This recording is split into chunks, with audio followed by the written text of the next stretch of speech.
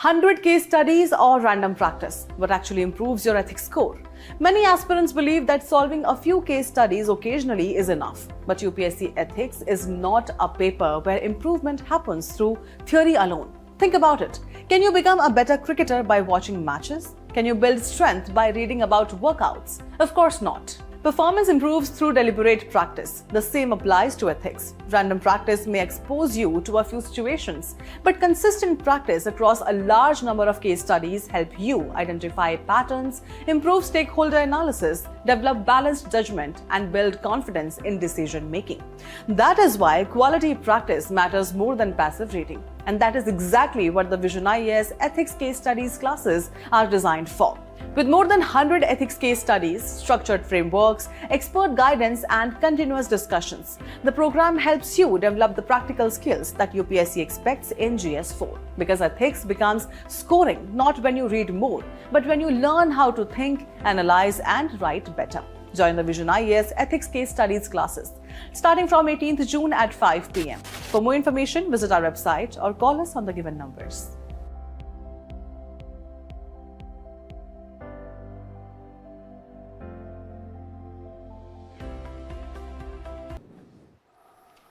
Good evening, everyone.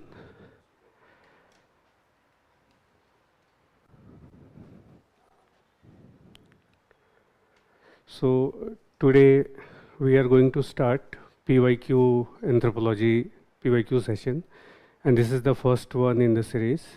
There will be total 6 sessions, okay, and we will do it unit by unit. Okay, so today we will take unit 1 and 2 of paper 1.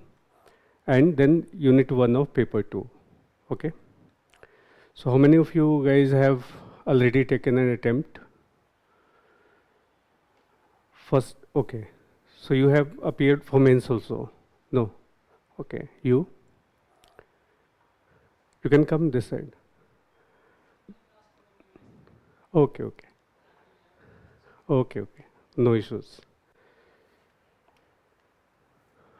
Okay, so I think you are familiar how the paper comes for anthropology. There are total 8 questions, okay? And out of those 8 questions, you have to attempt total 5 questions.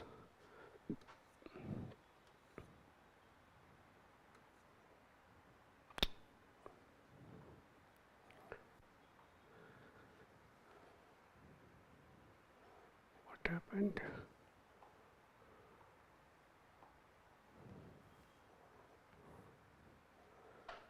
Just a second.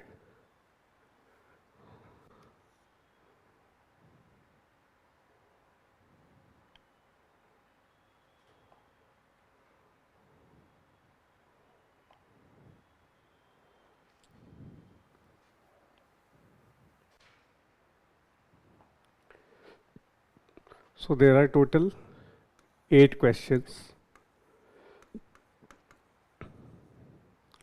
Out of these 8 questions, you have to attempt 5 questions. Okay. In these 5 questions, question number 1 and 5 are compulsory. Okay. You got it? This 1 and 5, they have 5 parts from A to E. Okay. Each of 10 marks. Understood? So there are total 8 questions. Out of that, you have to choose 5.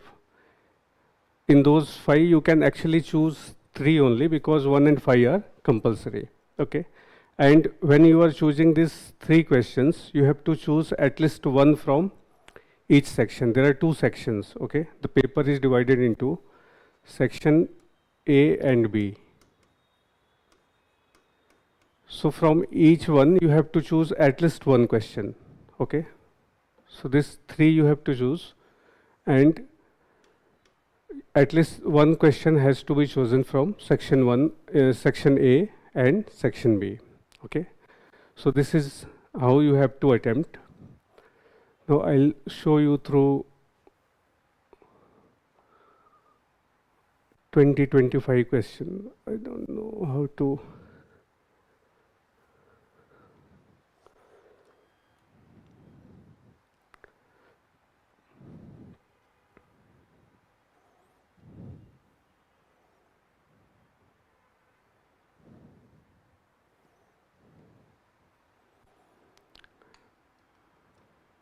There is some issue with this.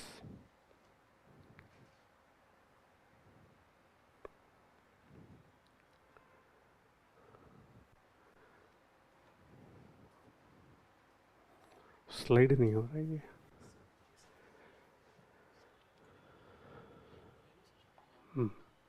अच्छा मेरा PPT कौन ये वाला ही है. हाँ. So see, this is the 1 and 5. So total 5 are there. 1, 2, A to E are there in each. Like in question number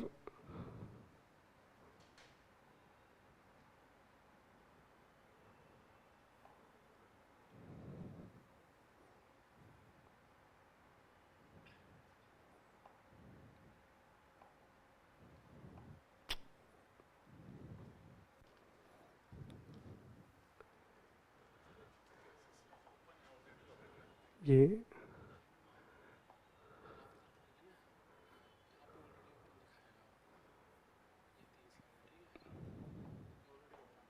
okay.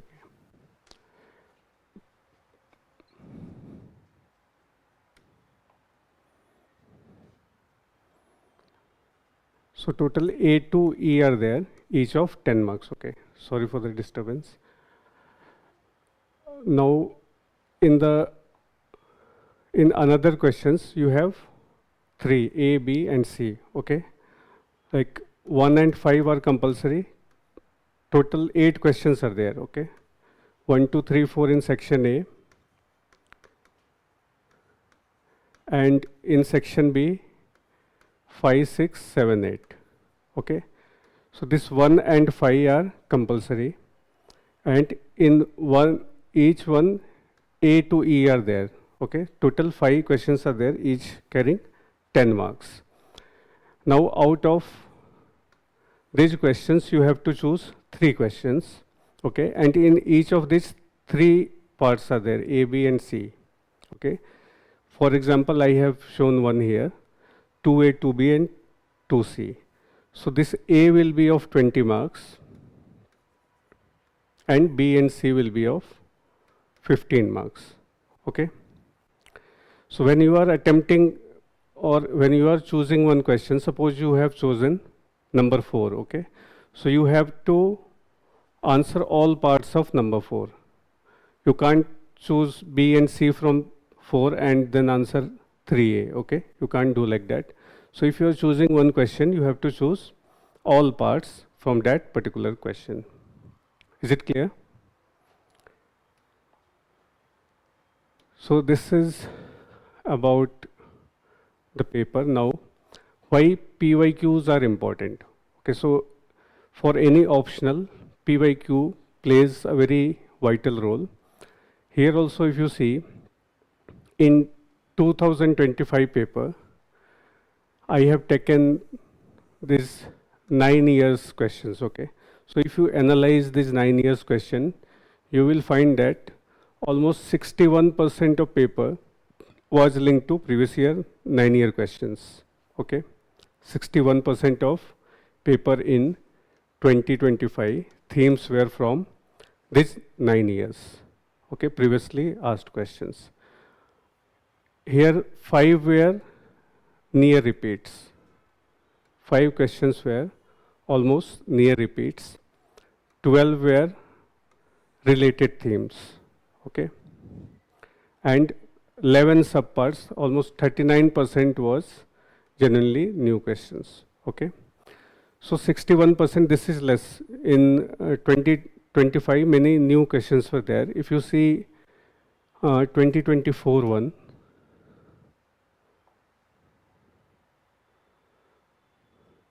so here if you see 82% of questions came from this 8 years paper. Okay, 2026 to 2023, 82% questions were from there and 13 were near repeat compared to 5 in 2025. Okay, and 10 were based on previous themes, those who were asked previously in 2026 to 2023 exams. And only 5 questions were there who were entirely new. Okay.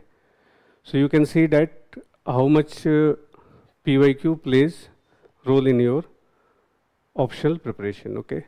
So from 61% to 82%, this is about paper 1, and in paper 2 it is far more. In paper 2, sometimes 85% of paper is repeat. Repeat, not exactly like not each question gets repeated. It is based on the previous themes. Okay, so that's why PYQ preparation is very important for your anthropology preparation. Now see how PYQ is going to help you. So repetition is, as I said, rarely word for word. Most overlap is thematic. Okay, so if there is a theme, a related theme can be asked, okay, or some different dimension of that theme can be asked. Suppose in 1 year they have asked about menarche, so in next year they may ask about the menopause. So in 2025 they had asked about evolutionary significance of menopause. I think in 2023 they had asked about menarche. Then in 1 year they have asked about Acheulean old one. In another they can ask Moussairian culture. Okay, you guys are familiar with these words? No. Have you read anthropology at least once? You have read. Okay. So this is like related to prehistoric culture, okay? Prehistoric culture in, you know the divisions of anthropology? You are familiar, no? Okay. Anthropology has 4 divisions. We will see later on also. One is biological, or it is also called physical. Second is socio-cultural. Third is linguistic. And fourth is archaeological. Archaeological means it deals with the human past. Okay. So in archaeological anthropology, we study about prehistoric cultures. Okay. In that these are few terms, like Acheulean is one term, old one is another. Okay. Moussairian is another. These are based on the places where they were first discovered. Like this one is based on one site is there in France, La Moussaire. This is Saint Achille is a place. So this is based on places. Okay, these are prehistoric cultures. Then in 1 year they had asked about Mendelian traits, and now in 2025 they have asked about Mendelian versus non-Mendelian traits. Okay. So UPSC reuses the concepts, okay, previously asked concepts, and twist the angle, okay. They will modify the same concept and they will ask again, okay. That's why preparing PYQ is important. Now the biggest mistake what students do regarding PYQ preparation is, what they do, they will buy PYQ based guides. You must be familiar of few are there in market. What they do is, in these guides, they have prepared a ready-made answer to previous year question, okay. Now everyone is reading the same ready-made answer, and when you are going to reproduce the same thing, so your competitors are also going to put the same thing on the paper, and you will get the average mark. So that's why, and also nowadays UPSC is not exactly asking those same PYQs, what they had asked previously. They are slightly distorting it, modifying it, okay. So if you are basing your preparation only on mugging the answer of a given PYQ, it is not going to help, okay. You have to read that concept, okay, in entirety, and focus on conceptual clarity, okay.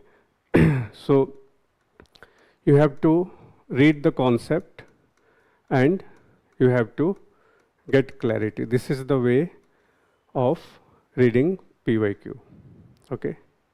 So first, suppose in 1 year they have asked about Mendelian and non-Mendelian traits. So you have to learn things beyond this also, nearby areas, whatever are related to Mendelian and non-Mendelian. So this way you have to prepare about PYQs.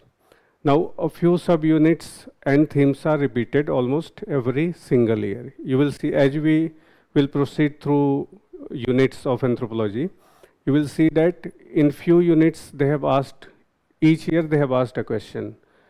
At times they have asked 2-3 questions also. So one of that is dating methods. This is 1.8 of your syllabus. Are you aware your syllabus is divided into this pattern? Like unit 1 is divided into 1.1 to 1.8. First you have to remember your syllabus, okay? That is important. You have decided that you will be taking anthropology or open session, okay? You have decided, okay? Okay. So I will show you. So 1.1 to 1.8. Similarly, unit 2 is from 2.1 to 2.5, okay? And in the next session we will proceed further. 3, 4 and 5 is not divided. 3, 4, 5, 6 are like that. 6 is of theories. So it is divided into few parts. That we'll see later on, okay? So few subunits are repeated every year. So if you are reading these units thoroughly, you can be sure that question will be asked from that section, okay? And in these subunits which are being repeated every year, there are few units which are very static. You don't have to do much value addition also, okay? You just have to prepare it once and you have to revise it multiple times and then write a good answer, okay? So these are few units, like dating methods is there, human evolution is there. Then these are the fossils, Homo erectus, Neanderthal, Australopithecus. Then there is kinship and marriage, we will see today. Then genetic disorders and counseling, blood groups, fieldwork traditions, social stratification, and there are theories. These are the scholars and there are various theories related to them, okay? Then new questions are still buildable from old foundations. So in 2025, this paper 1 of 2025 is considered, like students found it a bit tougher compared to previous year. 2025 paper 1. What is happening?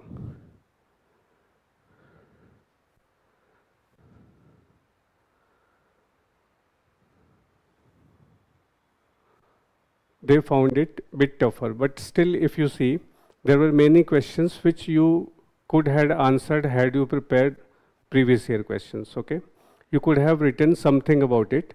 So at least out of, if it was a 10 marker, you could have got some 2 to 3 marks, okay? So that way also PYQ helps, okay? I'll show you when we will discuss the questions. So PYQ analysis tells us exactly where to go deep instead of spreading efforts. So if you see the syllabus, there are so many things. Out of that, if you analyze PYQ, you will get an idea where to focus more, okay? Where you have to do in-depth study. So what should be your strategy? So PYQ and syllabus. I tell it this repeatedly. PYQ and syllabus should be your guiding light, okay, of your preparation. Syllabus tells you what to study and PYQ tells what UPSC actually asks. If you are not focusing here, what happens is you will buy multiple books, you will join many Telegram channels, you will find many articles and all, you will keep studying and wasting your time. So do very focused study and For that focus study, you have to rely on PYQs and your syllabus only. Read limited sources and spend more time on themes that appear repeatedly. Okay. So there are certain themes which are almost asked every year. You have to focus on them. And don't just read toppers notes or question answer guidebook. I am not saying that this won't be helpful, but see, it helped one topper in that particular year because that topper had prepared that note for himself. Okay. Now everyone is reading that same note. So if you are reading or relying on that material, you have to do some value addition, okay, to distinguish yourself, your answers from your competitors. They are still helpful, but they are now helpful in a very limited way. And as I said, today thousands of students read the same material and write the same answer. So if your preparation is identical, you will be getting the same average mark. That is the reason most of the students you will see that their total score doesn't cross 200. This is the biggest problem. They say that anthropology is not performing well. There are many excuses, but each year if you see, there are many toppers who score 320 plus also. Okay. Each year there are rankers from anthropology, they score 320. So this is the difference. If you read these books, only rely on these books, so you will be somewhere between 180 to 200, and reaching from here to here, it takes lots of effort, okay? So that we will see how to do.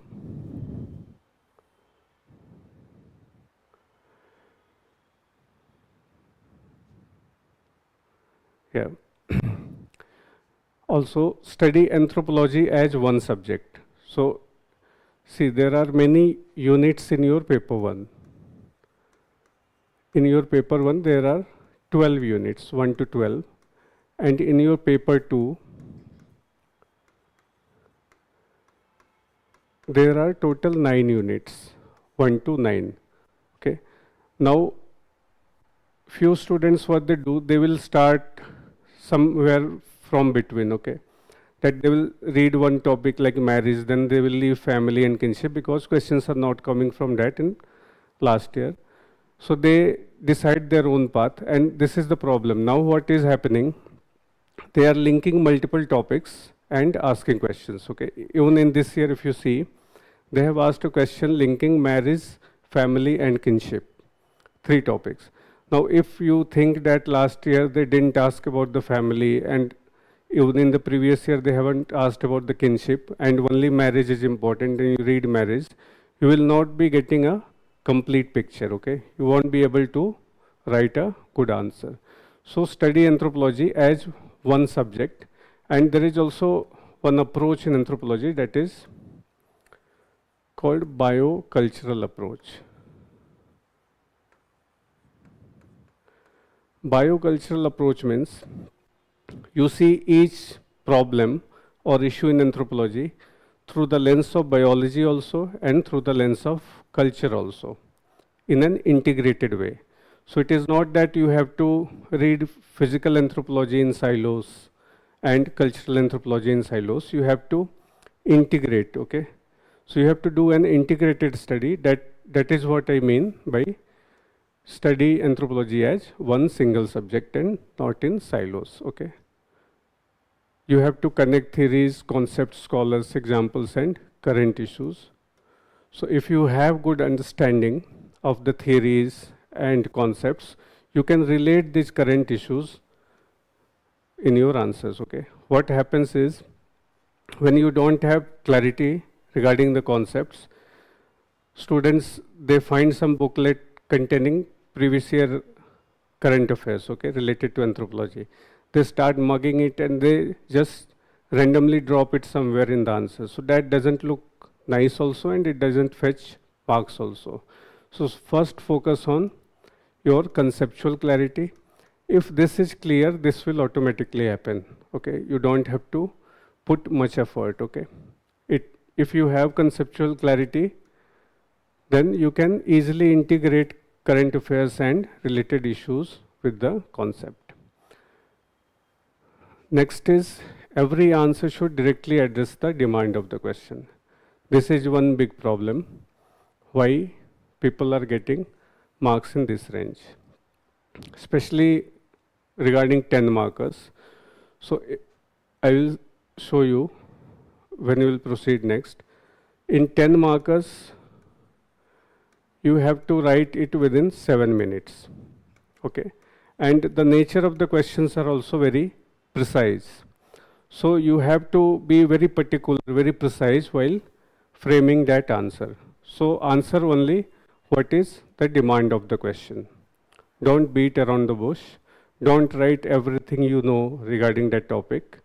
Okay, so hit the demand of the question from the very first line. Okay, that will fetch you more marks.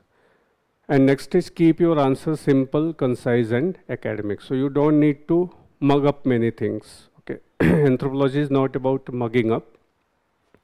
You have to get this conceptual clarity. If you have this clarity, you will be able to write answers in your own words. There are very limited things that you have to mug up, like academic keywords are there, name of the scientists or scholars are there. Then there are name of the societies which scholars have studied. So those all things you need to, but those are very minimal things. You don't have to mug up the entire book to prepare for anthropology. Okay. So this is all how you have to prepare for anthropology. I think one more is there, yeah. And this is also important. Arguments and examples must go together. Now in market, if you see, there are booklets containing case studies. Okay, like you have current affairs for GS, you will find that for anthropology, many students also and many institutes also, they release booklets containing case studies. Now these case studies, they are written in isolation. Okay, there are no arguments, and students just collect these case studies, they try to mug up and write somewhere in the answer because they have devoted time and they have studied about it. But this won't fetch marks because like in your GS, you first write an argument, okay? And what you do is you substantiate this argument with one example or case study, okay? Right? So you substantiate with this case study or with examples. Similarly, in anthropology also, first you have to write the argument and then substantiate it with the case study or example. So if you are randomly putting multiple case studies, suppose I have a question on kinship and I have remembered 3-4 case studies. If you are randomly putting it, it doesn't make any sense. So first you have to write argument and then just keep 2-3 case studies handy. You can use those in your answers. Okay, don't run behind these booklets. Focus more on, if you have clarity, you can easily write the arguments as well as the case studies. So good arguments without examples are incomplete. Okay, suppose I say that Indian economy is not performing well. Okay, this is my argument or statement. Now I have to substantiate this with some data. In GS, you write like this. Similarly, in anthropology also, if you are saying that the nature of the family or nature of the marriage is changing, so you have to substantiate that with some study based on what you are saying. Okay. So good arguments without example are incomplete, and similarly, examples and case studies without arguments don't add value. Okay, both are equally important, arguments and case studies also. Another problem is that, see, in each optional you have to write name of scholars and their work. Okay, in any optional there are scholars and you have to cite their name and work. Now the problem is that when you are doing this very artificially, suppose you have remembered some random scholar, okay, and your question has asked about something else, and you are somehow fitting this scholar in that answer, so it doesn't look good. Okay, so don't run behind random scholars. You have to learn about the scholars and something related to them, whatever is there in your syllabus. Okay, there is one unit called Unit 6 that is about anthropological theories in paper 1. Okay, so in that you will be learning about many scholars. You can use those scholars only in all your answers, and there will be few more scholars, especially in sociocultural anthropology. Next is, and very important, focus more on revision and writing answers.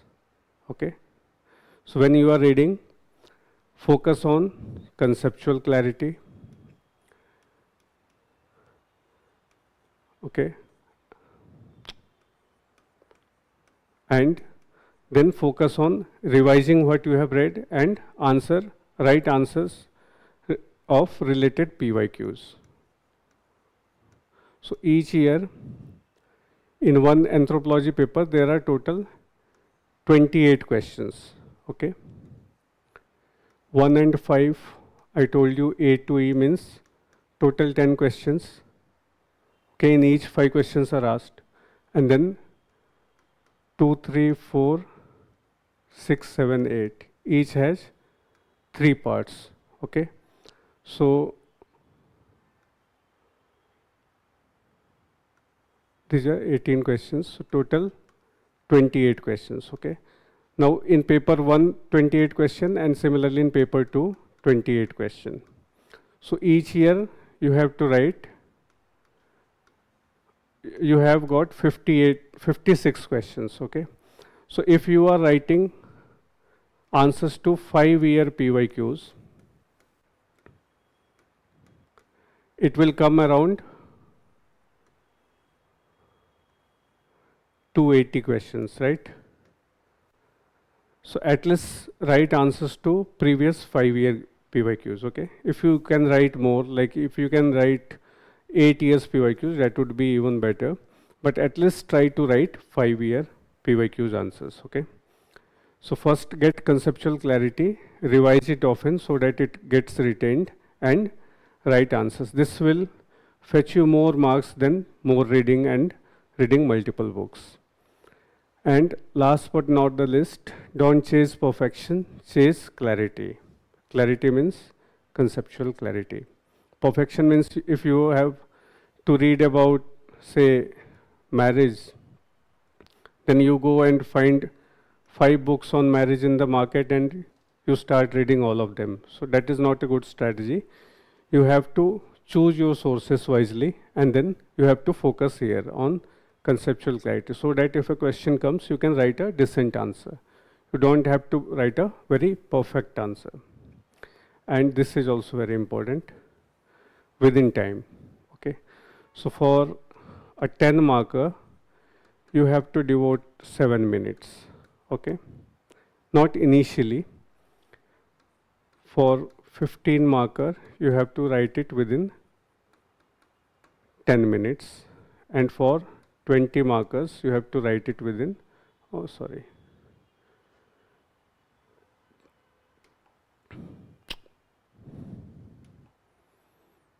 this is 15 minutes.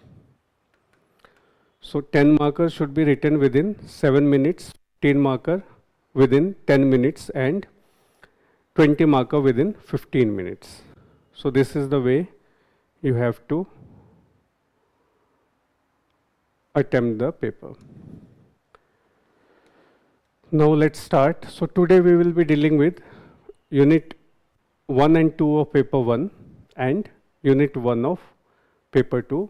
This is somehow integrated with paper 1, that's why I have taken it together.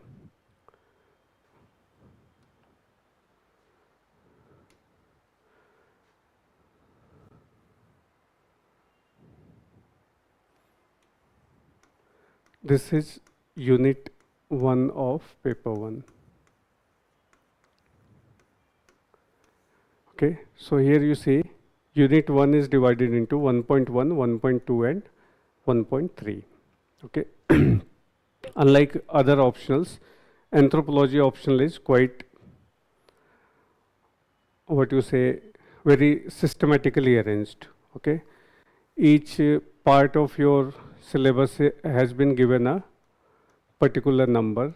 1.1 is regarding meaning, scope and development of anthropology. If there is someone who has written 1 or 2 mains, so if you just ask them what is 1.3, they will tell you that it is regarding main branches of anthropology. Okay. So you have to read the syllabus multiple times so that these things get ingrained in your brain. So 1.1 is about meaning, scope and development of anthropology. Okay, all of you know what is anthropology? Some idea? Study about human and evolution. You?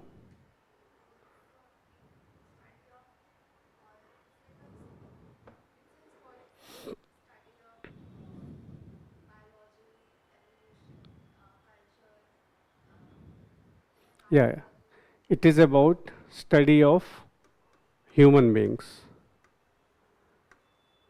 in totality.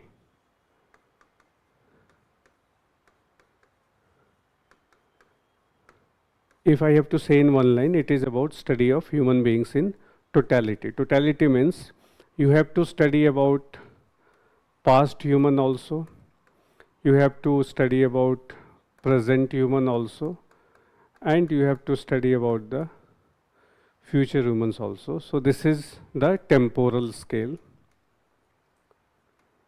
Now if you have to see aspects, you have to study about the biology of humans also, you have to study about the culture of human also, you have to study about the language of human also. Now if you see spatial aspects, so you have to study about humans everywhere on the planet. So basically it is the study of human beings in totality. Now you see, you have to study from past to future, biology, culture, language, and all human societies existent on the planet. So this gives the scope of anthropology is very vast.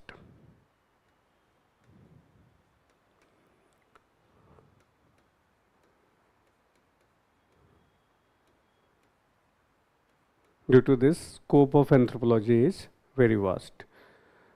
Now we are studying about biology also, culture also, language also, and then we are studying about the different societies. So that way we say that anthropology does holistic study. Holistic means complete study, sort of. So it does a holistic study of human beings.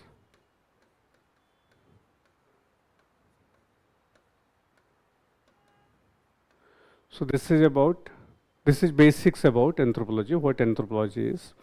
Now 1.1 is regarding that what anthropology is, its meaning, its scope,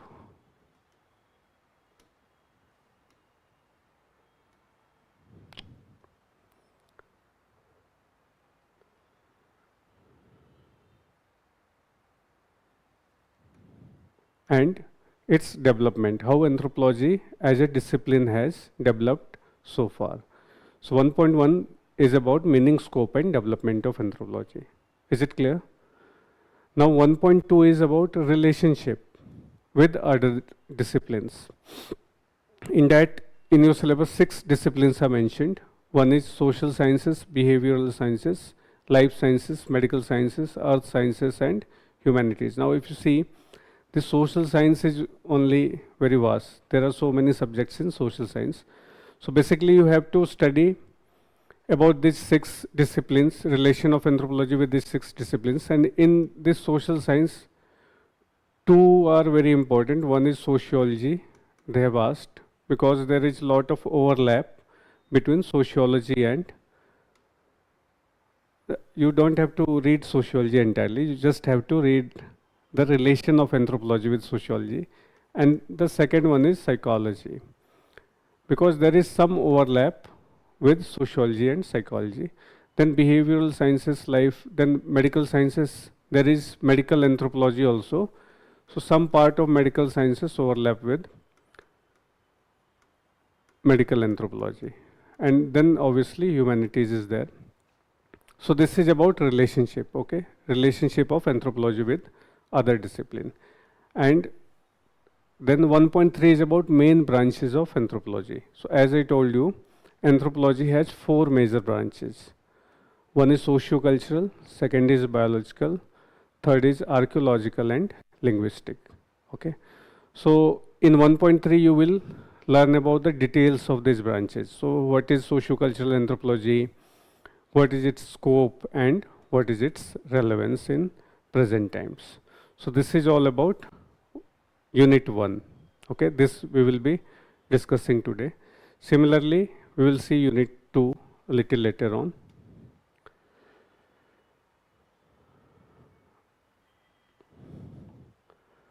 Now here, from 1.1, these are the few questions which have appeared. So in 2022, they have asked about anthropology. They have given one statement. Anthropology is the systematic, objective, and holistic study of humankind in all times and places. Okay. This is basically the definition that I told you, that anthropology is the systematic, objective, and holistic study of humankind in all times and places. You have to elaborate the argument. Okay. Now, can you tell me how you will write this answer? What all elements you will put in your answer? How will you frame it? Just framing, I am not asking about the content.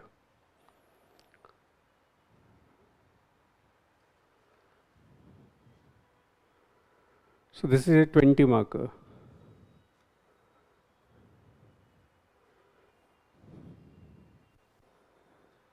Anyone?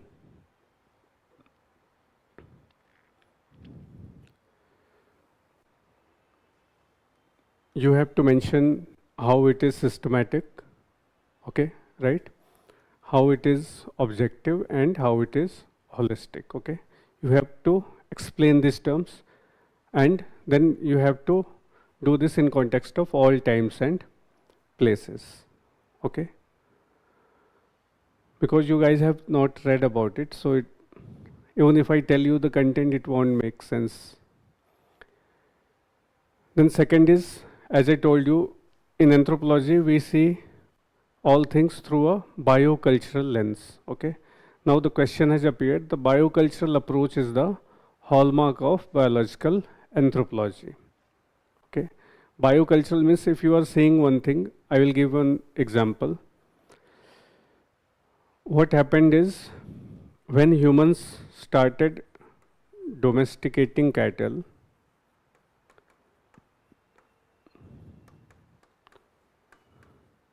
milk availability increased.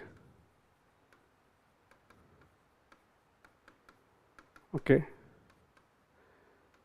Now, with this increased milk availability, they started consuming more milk.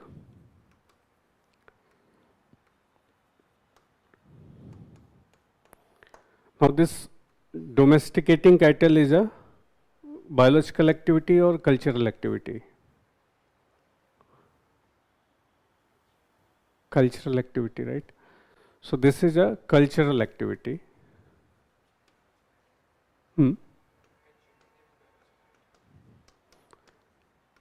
So this is, okay. So they started consuming milk. Now what happened is, there is one enzyme called lactase, okay? This enzyme breaks milk into simpler components.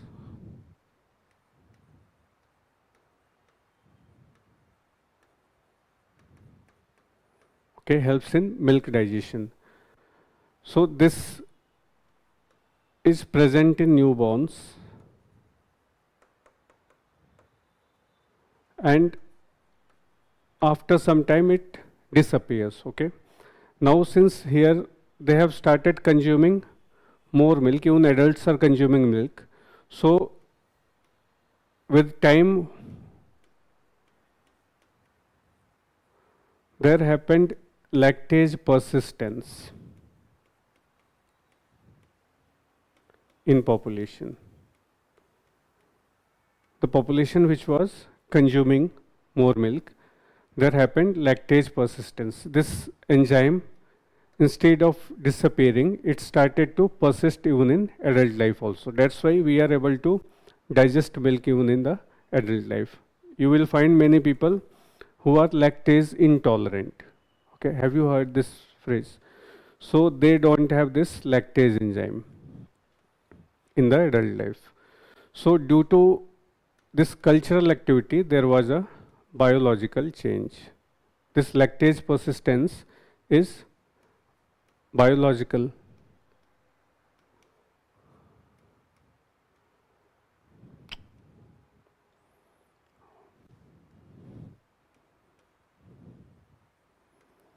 Okay, so this is one example. Then there are multiple examples. There is another example I'll tell you.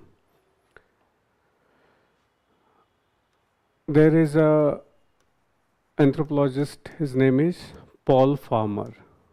Okay, so he studied a society, Haiti, you guys are aware of.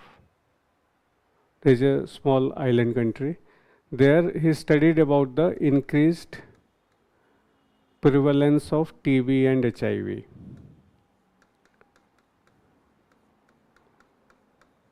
Now, if you are sent somewhere to study why in a certain population there is more TB or more HIV, where would you focus upon? Naturally, what should be your approach? TB and HIV they are infectious diseases.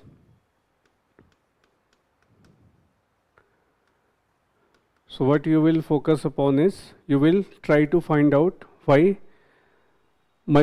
multiple people are getting infected by TB and HIV. What is the source of infection? Something like that you will try to find out. But Paul Farmer, he analyzed that society and he found that this increased prevalence of TB and HIV is due to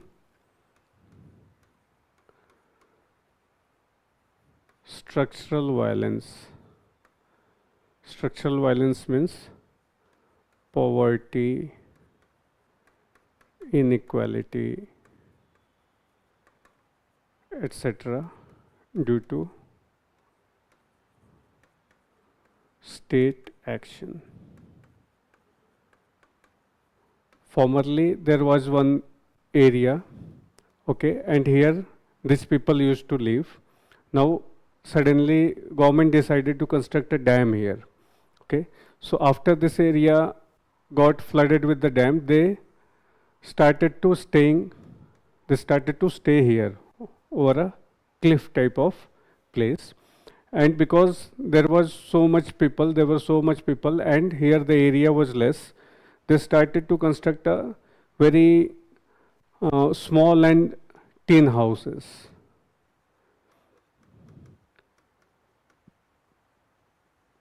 There was no proper sanitation facility, then there was no proper ventilation in these houses, and that's why also what happened is, here they used to practice agriculture. Now this area got flooded, so males used to migrate to other places, okay, in search of job, and from there they used to bring AIDS back home somehow. And what happened, females here, few of them got involved in transactional sex. So from here HIV got here, and from here to other people. Okay, so base was this structural violence, not some kind of way of increasing infection. Okay, so it was not increase of infection per se, it was basically because of the structural violence, small tin houses, no ventilation, poverty and all, there was high prevalence of TB and HIV. So here if you see, we are searching about a biological factor, but ultimate reason is cultural here, right? Understood? This reason is not biological, no? Are you able to get idea what is biology and culture? So this way, we take biocultural approach in anthropology.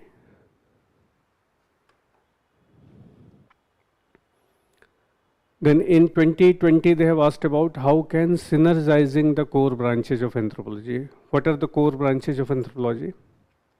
Just now we discussed. 4 are there. One is biological, socio-cultural, linguistic and archaeological. So this question is asking how can synergizing the core branches of anthropology reinvigorate the holistic spirit of discipline.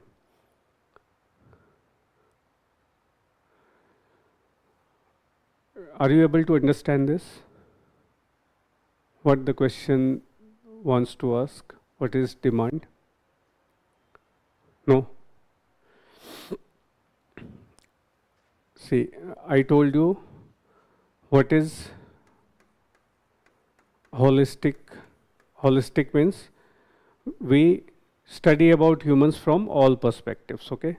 So if you are studying about humans from all perspectives, we will study about biology, culture, language,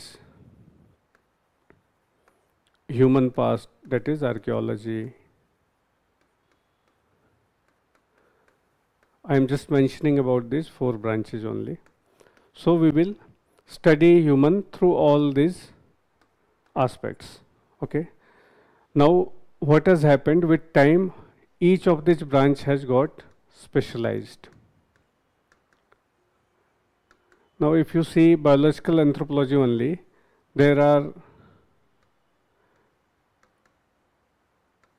many branches like human genetics is there, then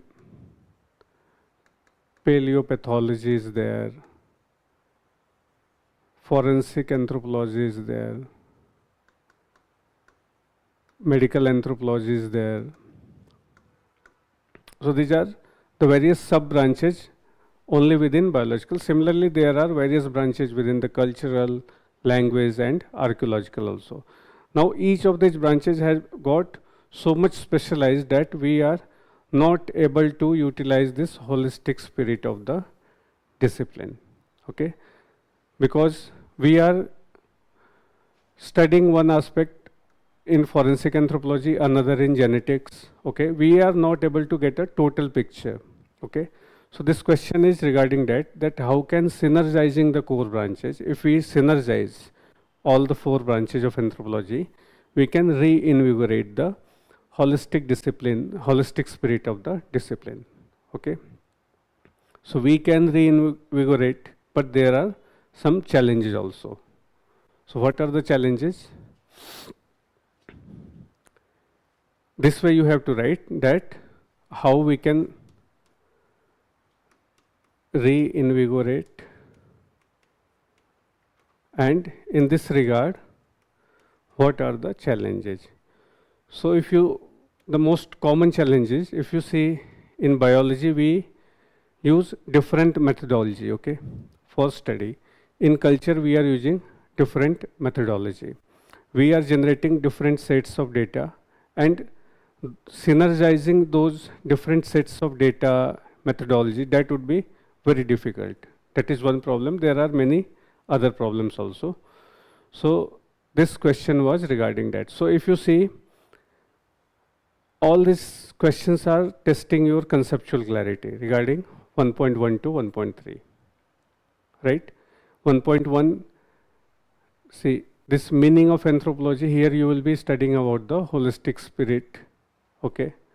And in 1.3, you will be reading about the branches. Fine. So this question, we can say that it is a combination of 1.1 and 1.3. 1.3. So they have combined 1.1 and 1.3 and they have framed a very nice question. This is an old question, 2018, the relevance of anthropology. So in 1.3, for each branch, you have to read about the relevance. Okay, scope and relevance. I'll show you. See here, scope and relevance. So they have, instead of asking about one relevance of one branch, they have asked about the relevance of anthropology. This is easy question. Okay. Earlier, if you see, questions used to be on easier side. Now, they have started framing bit more, I won't say complex question, they are focusing more on testing conceptual depth of students. So in 2025, they have asked, anthropology provides a multi-dimensional understanding of human beings by bridging the gap between science and humanities. Okay. So in 1.2, we saw that it is about the relationship with other disciplines. In that, we saw that there are total 6 disciplines mentioned. In that, few are related to science also, and few are related to humanities also. And if you see the branches of anthropology, biological, socio-cultural, linguistic, and archaeological, in that you can say that biological anthropology is more about science, okay, compared to humanities, and socio-cultural is more about humanities. Okay, this also vary. So here if you see the different branches of anthropology itself are on different spectrum of humanities and science. Okay. So the question is that anthropology provides a multidimensional understanding of human beings by bridging the gap. Okay. It is bridging the gap between the science and humanities. How it is doing, you have to write. Okay.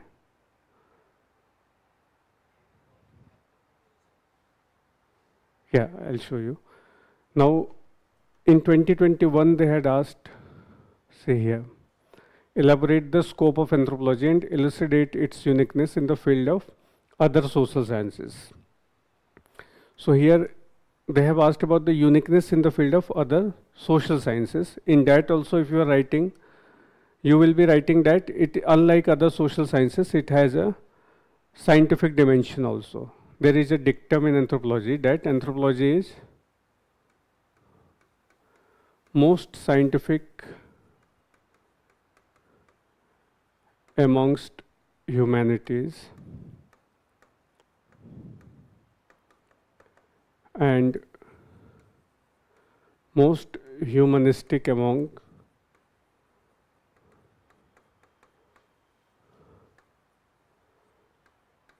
sciences.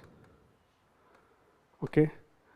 This is a dictum. It was by one scholar, Eric Wolf, and in few sources you will find even Krober also, that it was given by Krober.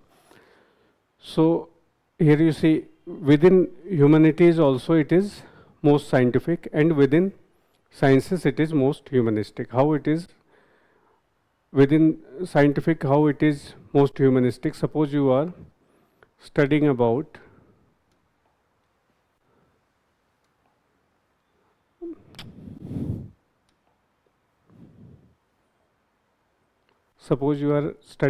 a culture, okay?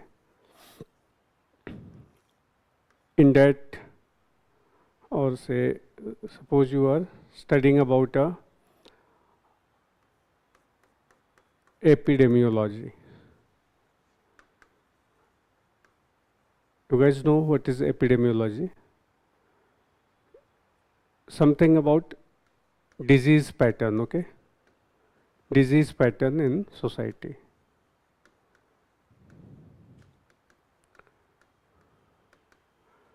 So now, if a doctor is, or if a public health practitioner is going to study disease pattern in that society, he will only find about the etiology, means causative agent,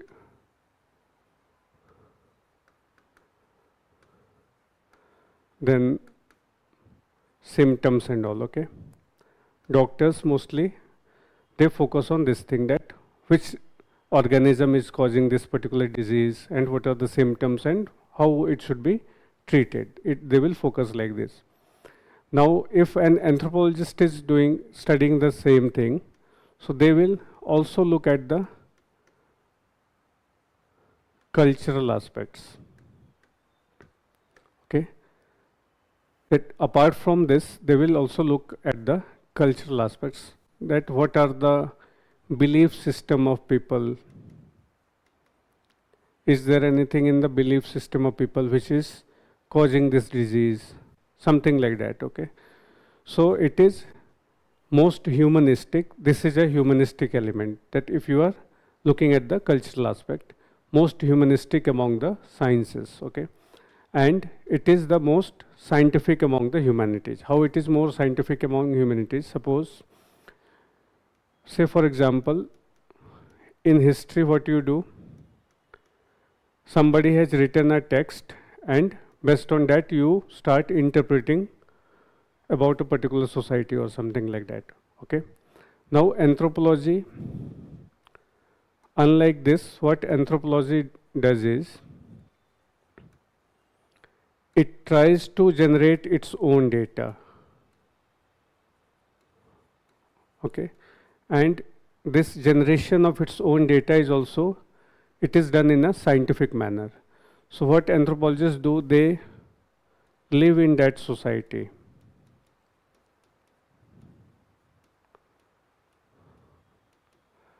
And they try to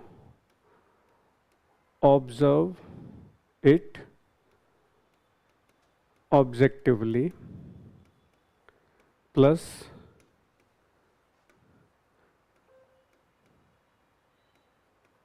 take account of insiders also.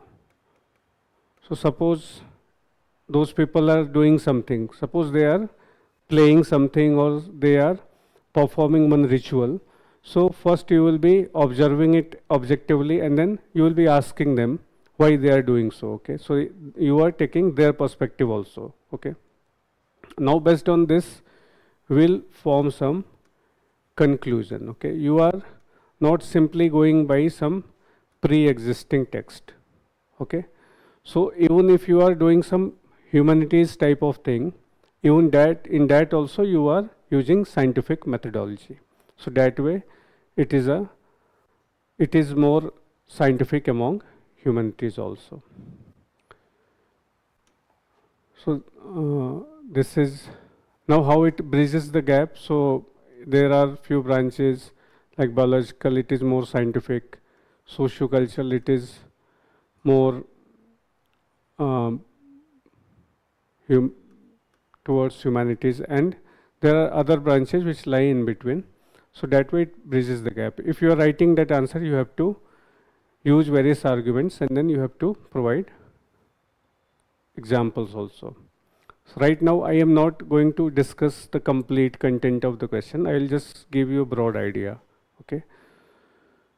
Then 2023 they have asked about the scope and relevance. Now here you see in 1.3 it is about main branches of anthropology, their scope and relevance. And this is completely based on your syllabus only, okay? This is bit twisted one, 2025, but in 2023 they have asked a very simple question. Then in 2021 they have asked about the elaborate the scope of anthropology and elucidate its uniqueness in the field of social sciences, okay? Somehow related to this one, okay? So if you are reading about the uniqueness in the field of social sciences, so you can use part of this content here also, okay?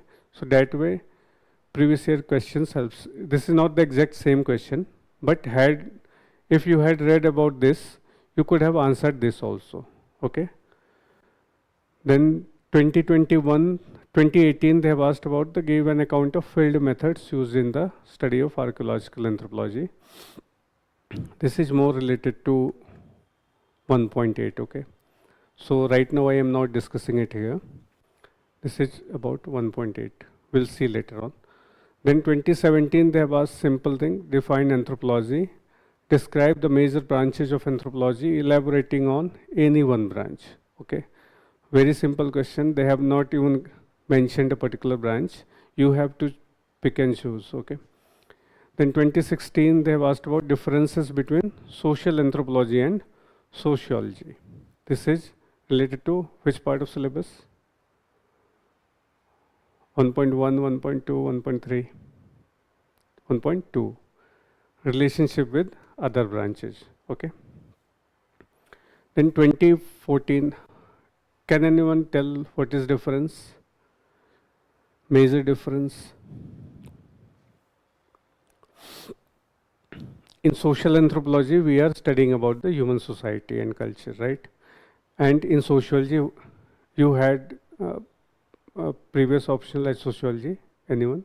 No? Why you are laughing? That's why I asked you. Okay, okay.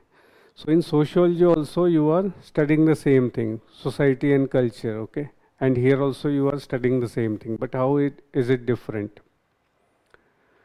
So different lies in the initial approach. Initially what happened is, sociology was about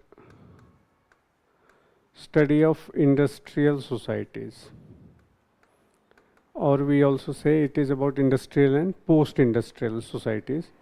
Socio-cultural anthropology, it focused more on primitive societies. Primitive in the sense non-Western societies.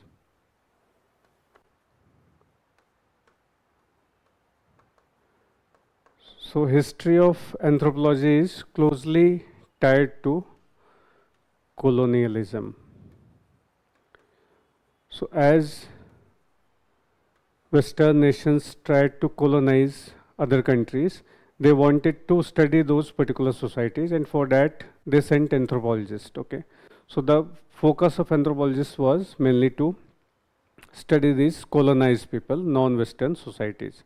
They also called them exotic others because they were very dissimilar to European cultures, so they are also called exotic others. So initial focus of socio-cultural anthropology was on exotic others, and of sociology was on industrial European societies. Nowadays this has vanished. Okay, even sociology is studying urban and rural societies, and socio-cultural anthropology is similarly studying about the urban and rural societies. There is one famous anthropologist, her name is Powder Maker. So she has studied Hollywood societies.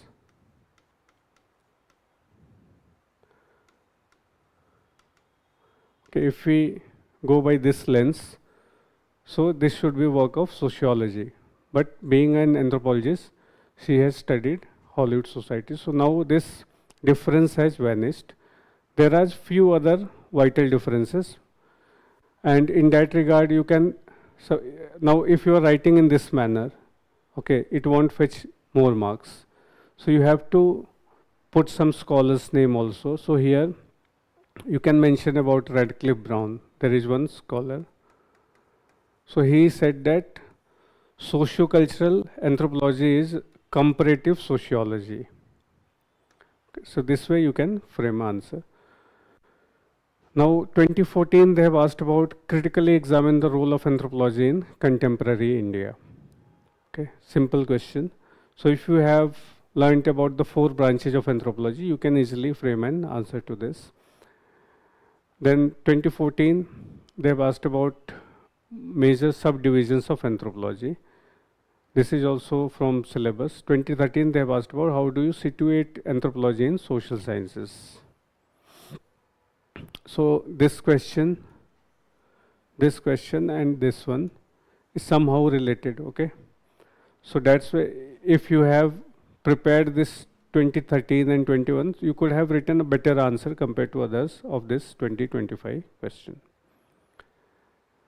Fine. Moving forward. Now, this is the where you have to focus. When you are reading about 1.1 to 1.3, you have to focus more on this holism, okay, and four-field approach. This is related, okay, because it has four-field approach. Because it is holistic, it has four-field approach. Okay, so this is, as you will read, you will get more clarity. Now you won't be able to understand it in much depth. Then anthropology versus sociology and its position among social sciences. Then this is very important, biocultural approach. And one more is new physical anthropology. Okay, so this you should prepare very thoroughly, these four topics. And now if you see the shift, in 2013 to 2017, they have asked, mainly the questions were regarding define anthropology and list one branches and describe about one branches. Now they have asked about how it is holistic and how it is bridging the gap between the science and humanities, something more analytical. So that's why if you are reading anthropology, focus more on conceptual clarity. Okay, I am reiterating it many times. So here see, if they have asked about how it bridges gap between science and humanities, how synergizing the core branches reinvigorate the holism, and the agenda of biological anthropology became more scientific in, this was our question, in second half of 20th century. Now, this question is related to which part of the syllabus? The last one. Agenda of biological anthropology became more scientific in the second half of 20th century. Anyone?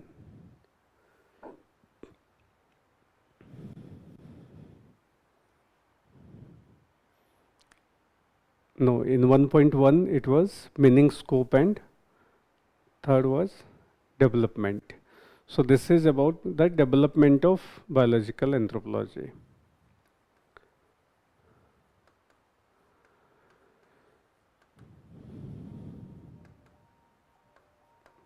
Okay, so this is related to 1.1 only.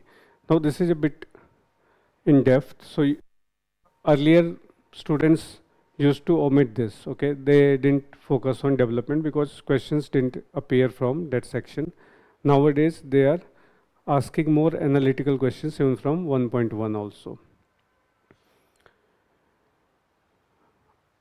Now coming to 1.4, okay. 1.4 is about human evolution and emergence of man, okay. Emergence of man from where?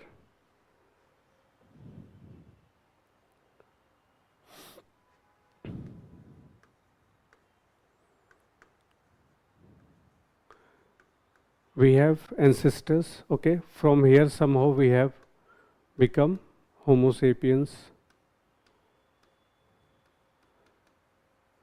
So we have to study, there are many ancestors here also, okay. So we have to study about them. Now 1.4a is about the biological factor and cultural factor in human evolution. Means what are the factors, biological factors and cultural factors which have aided human evolution. Can you name one in each, any one of you? Any biological factor?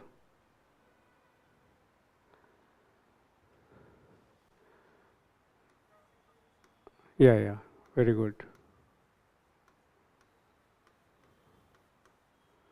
This bipedalism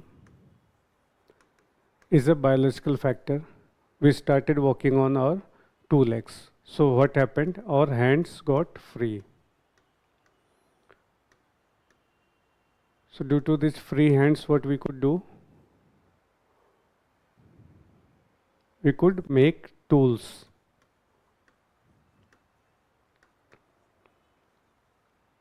With tools, what happened? we could clear more forest, we could hunt in better manner, we can.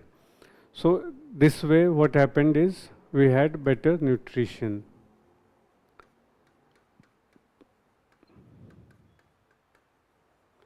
And there are many other things also.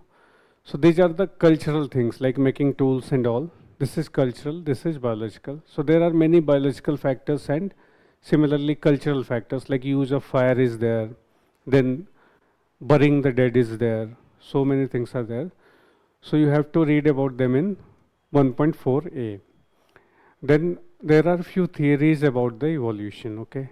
Those are divided into mainly three types. Pre-Darwinian. Darwin, you guys are aware of? There is one person, Darwin, Charles Darwin.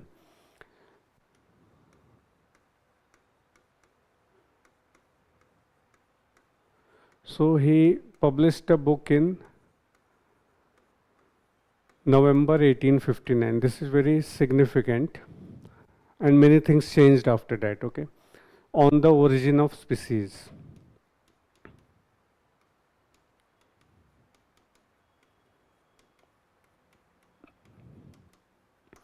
So before Darwin, before the publication of this book, there were various theories about the human evolution and those are called pre-Darwinian, before Darwin. One example is Lamarckism.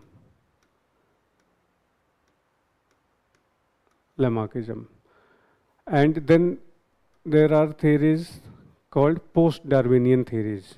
So one very important is synthetic theory of evolution.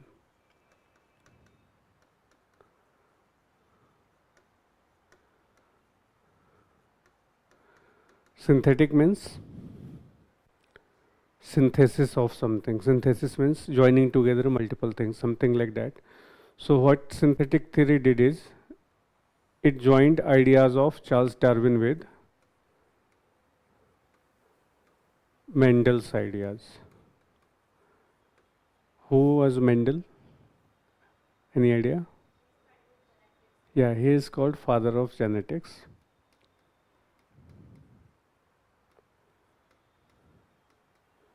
So Darwin explained that species evolve in a certain way, okay? He gave a theory. But he didn't say that how these traits are passed to the next generation, okay? So this person, Mendel, he mentioned that traits are passed to the next generation in certain manner, okay? Now combining these both ideas with one more idea, that is population genetics. This is the most accepted theory of evolution. This came into being, okay? Combining the ideas of Darwin, Mendel's and population genetics. So this is about 1.4b. Then 1.4c is about synthetic theory of evolution. And then there are various rules, concepts and terms. Dole's rule, Cope's rule, Gauss, parallelism, convergence, adaptive radiation, and mosaic evolution. So these are the terms. See, anthropology syllabus is very systematic. They haven't written etc. here, okay? They have given and all these things only you have to study. They have asked multiple questions, like in 1 year they have asked about the adaptive radiation, picking word from the syllabus into and making it a question. So it is easy to prepare. And then coming next to 1.5, it is about the primates. What are primates? Apes. We are not primates. We are also primates. So there is a definition by one scholar, Mewart, okay? He has given a definition of primate, that what are the physical characteristics of primates, okay? So this is all about the primates. 1.5 is about the primatology. In that also the syllabus is very defined and finite. So first you have to study about the characteristics of primate, then evolutionary trend and primate taxonomy. Now these primates, since we are also primates, apes are also primates, so they are divided, okay, in many categories, hominidae, hominin, like that. So you have to study about the primate taxonomy. Taxonomy means classification. Then primate adaptations, okay, how we also adapt in our environment. So what are the ways of primate adaptation? Arboreal and terrestrial. Arboreal means those who are staying on trees, and terrestrial, those who are staying on ground. Then here also see they have mentioned primate taxonomy. Here also they have mentioned primate taxonomy. Then primate behavior, then tertiary and quaternary fossil primates. Fossil primates means those primates which are dead. Okay. Then living major primates. So you have to study about the fossil primate also and living major primate. Then comparative anatomy of man and ape. How man is different from ape anatomically. Okay, looking at physical features, what differences you can make out. And then skeletal changes due to erect posture and its implications. Erect posture means when man started to walk on two legs, okay.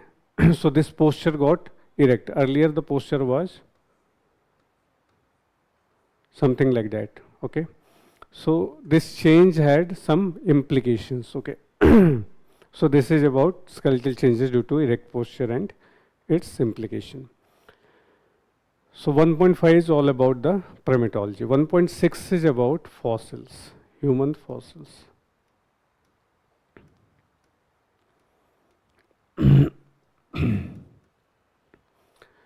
So in that syllabus has mentioned phylogenetic status, characteristics and geographical distribution. Okay.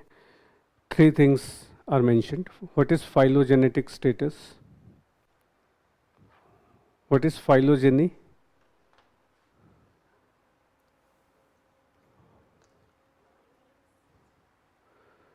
Now, from where somebody has come from, okay?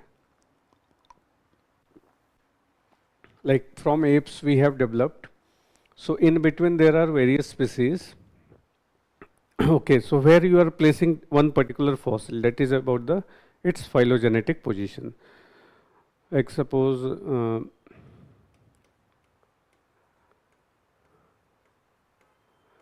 there is one fossil named Homo habilis. Okay. After that, there is a fossil called Homo erectus.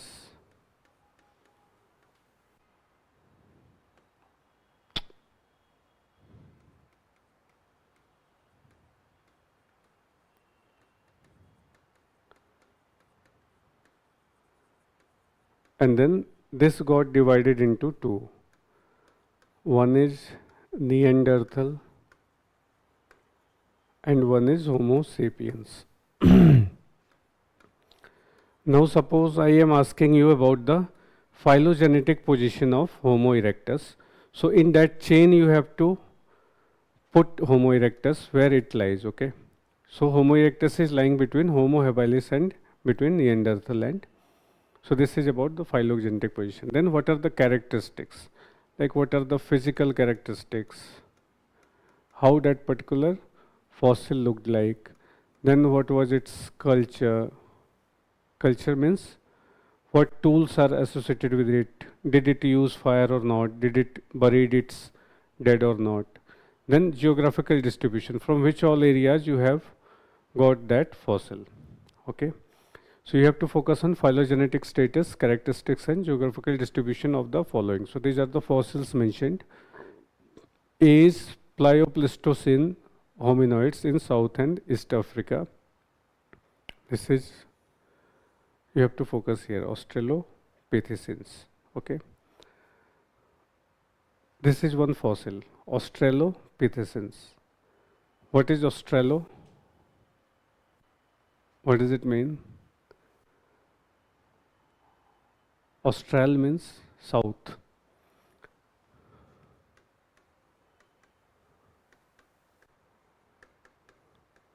And Pithecines means ape.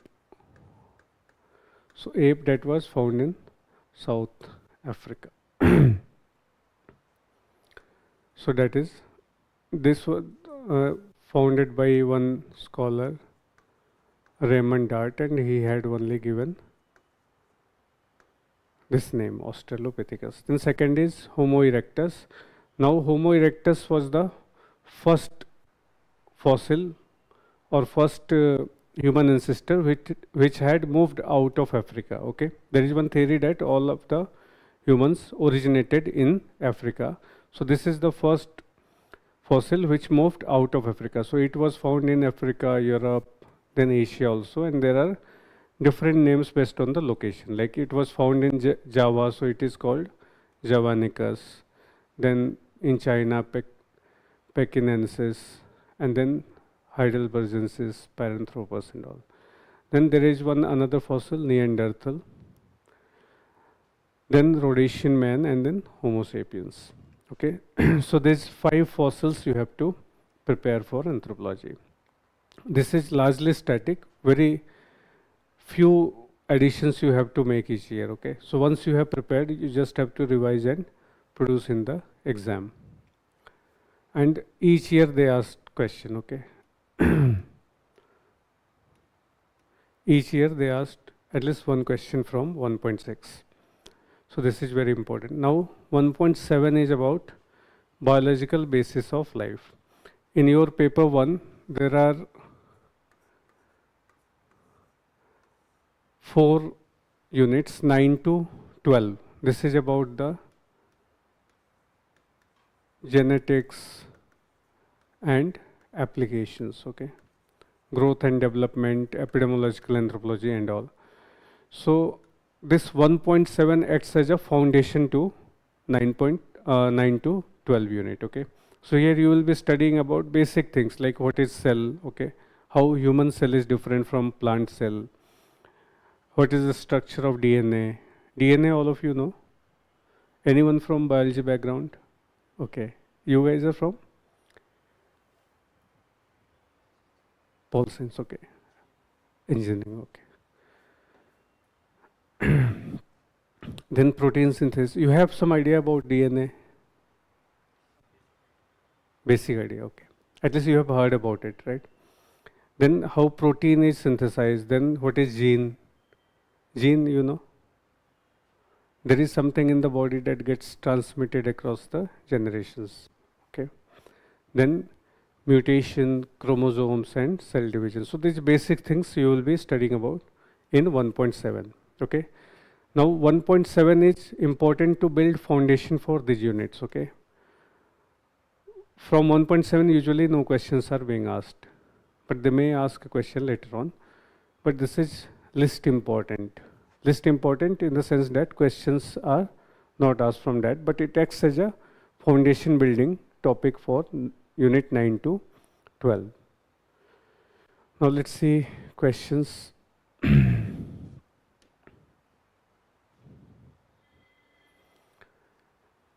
So 1.4 about the factors and theories of human evolution. So in 2024 they've asked about critically discuss the synergistic effect of biological and cultural factors in human evolution. Okay. In 1.4a, we had seen what was the topic in the syllabus? Biological and cultural factors in human evolution. Here, question is, you have to discuss in critical manner synergistic effect, means how biology and cultural factors are synergizing with each other, okay, helping each other, okay, in human evolution. Fine, like I said, bipedalism facilitated tool making, okay, and with tool making there was lot of food available, there was better nutrition, and that led to expansion of brain capacity.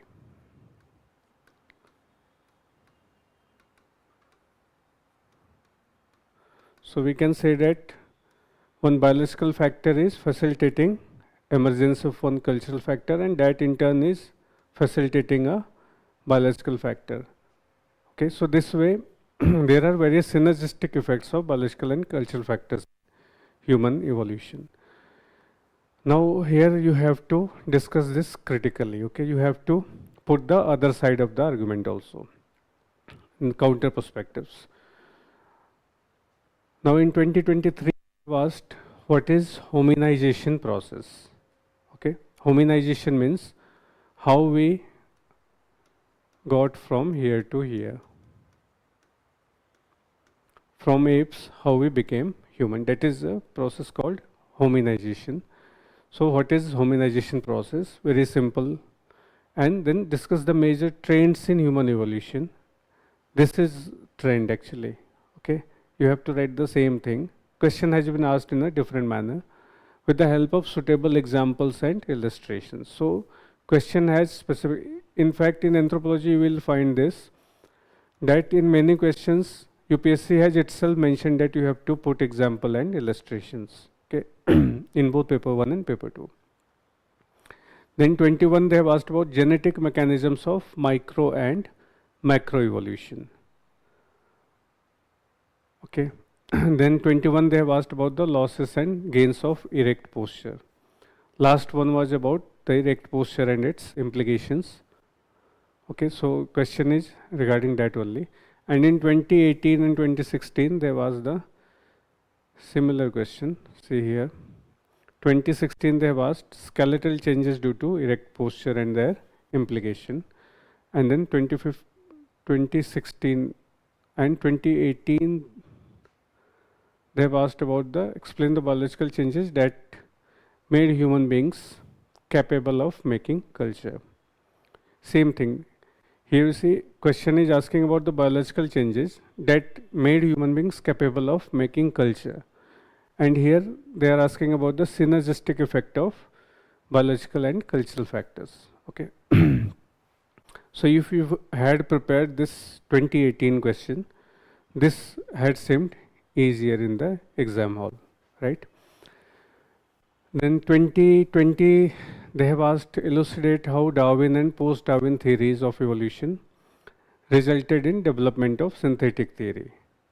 Also based on your syllabus only, okay, at how this theories resulted in the development of synthetic theory. Just you have to mention the scholars and various landmark events. Now 2019, same evolutionary significance of bipedalism and erect posture. 2018 I discussed. 2017 evolutionary forces in creating human diversity. This is related to synthetic theory. There are 4 or 5 evolutionary forces, like mutation is there, okay, then migration is there, many genetic drift is there, so all those you have to mention here.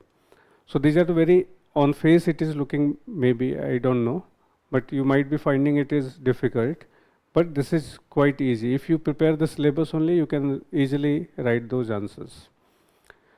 2016, explain the skeletal changes due to erect posture. And then 2015, critically examine Darwin's theory of evolution and understanding evolution.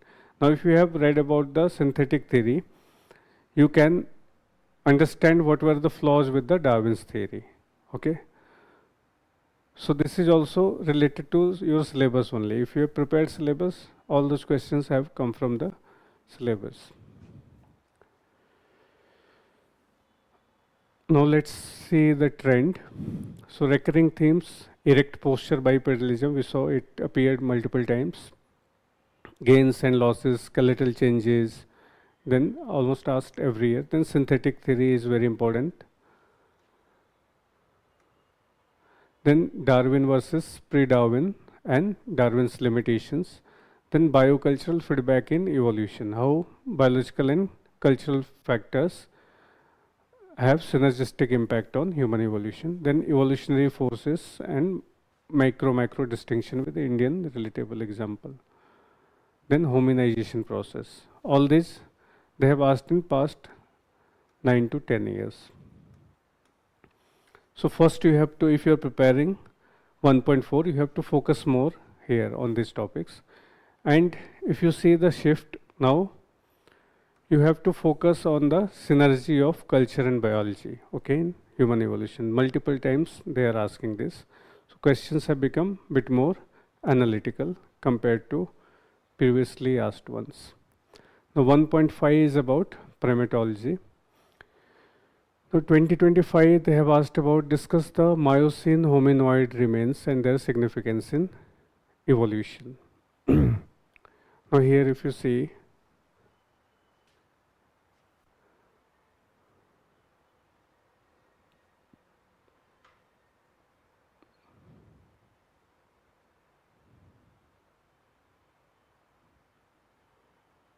convergence, yeah. Here they have asked that question from this part of the syllabus. Okay, quaternary and tertiary and quaternary fossil primates.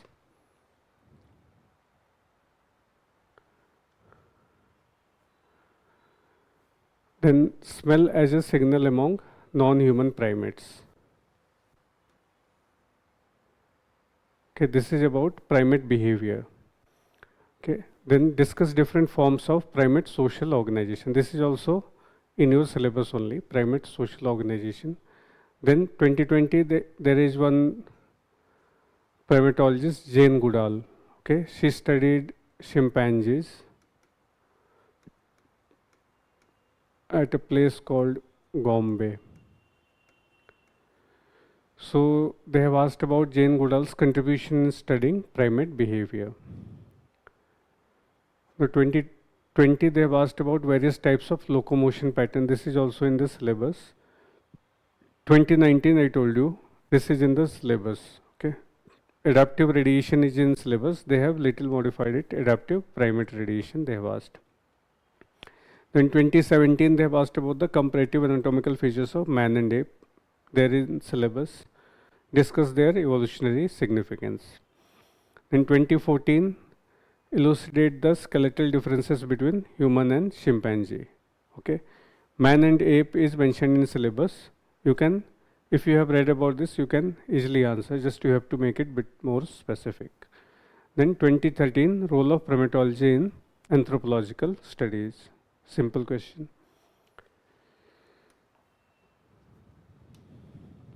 So this is largely static. Whatever they are asking previously, you have to prepare that only. So you have to focus more on now. They have asked about Miocene hominids this year, so you have to prepare this also. And you have to prepare this in relation to paper 2. Okay, I'll show you now. In paper 2 1.1, 1.2, okay, you have few fossils like Ramapithecus,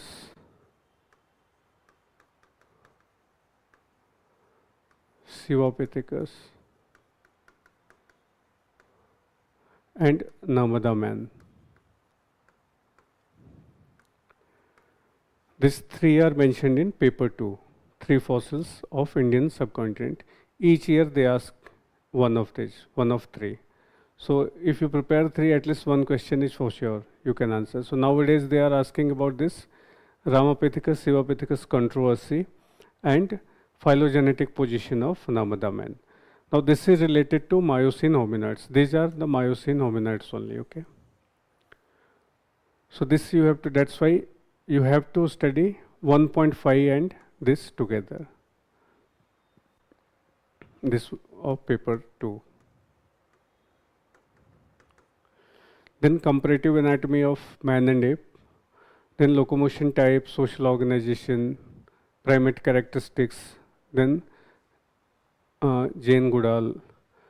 Now there is one more primatologist.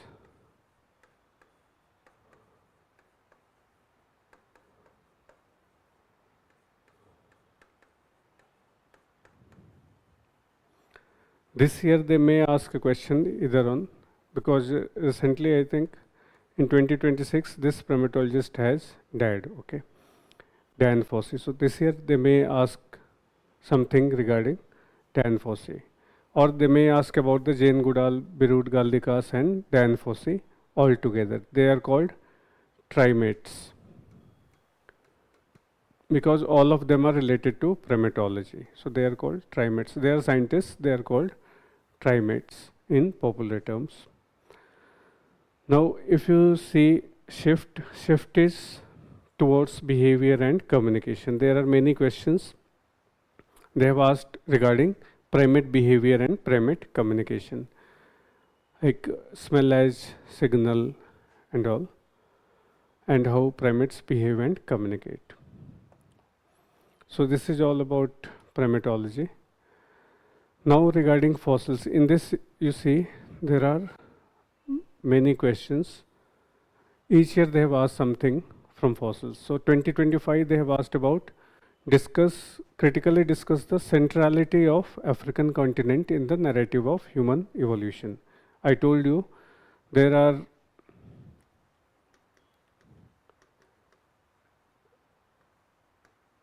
two hypotheses. One is African origin, that all humans originated in Africa, and there is another one that is called multi-regional hypothesis,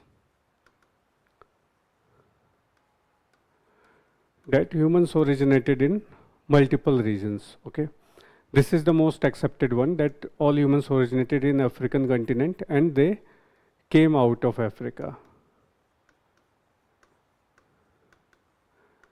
Okay, and then there was some inbreeding also.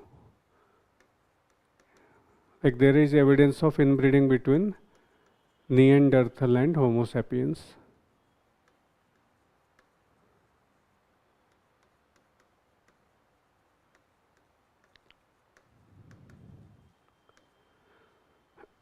Okay, so this is the question is about this thing only, that how central was African continent in the human evolution. So critically means you have to put this perspective also. Okay. Now if you know this concept, you can easily write an answer to this question. 2024, they have asked about discuss the geographical distribution of Homo erectus. In the syllabus also I told you 3 things are mentioned. Okay, phylogenetic position, then characteristics, and if you remember, geographical distribution. So they have asked about the geographical distribution of Homo erectus, taking into account its physical features. This is the another thing, characteristic, it is mentioned in the syllabus. Where does it fit in the human evolutionary line? Okay. So this is about the phylogenetic position. So all 3 things they have asked about the Homo erectus. Understood? Now in 2023, they have asked about the Australopithecus, discuss major species of Australopithecus discovered from South and East Africa, describe discovery, okay, how they were discovered, then their physical features and their significance.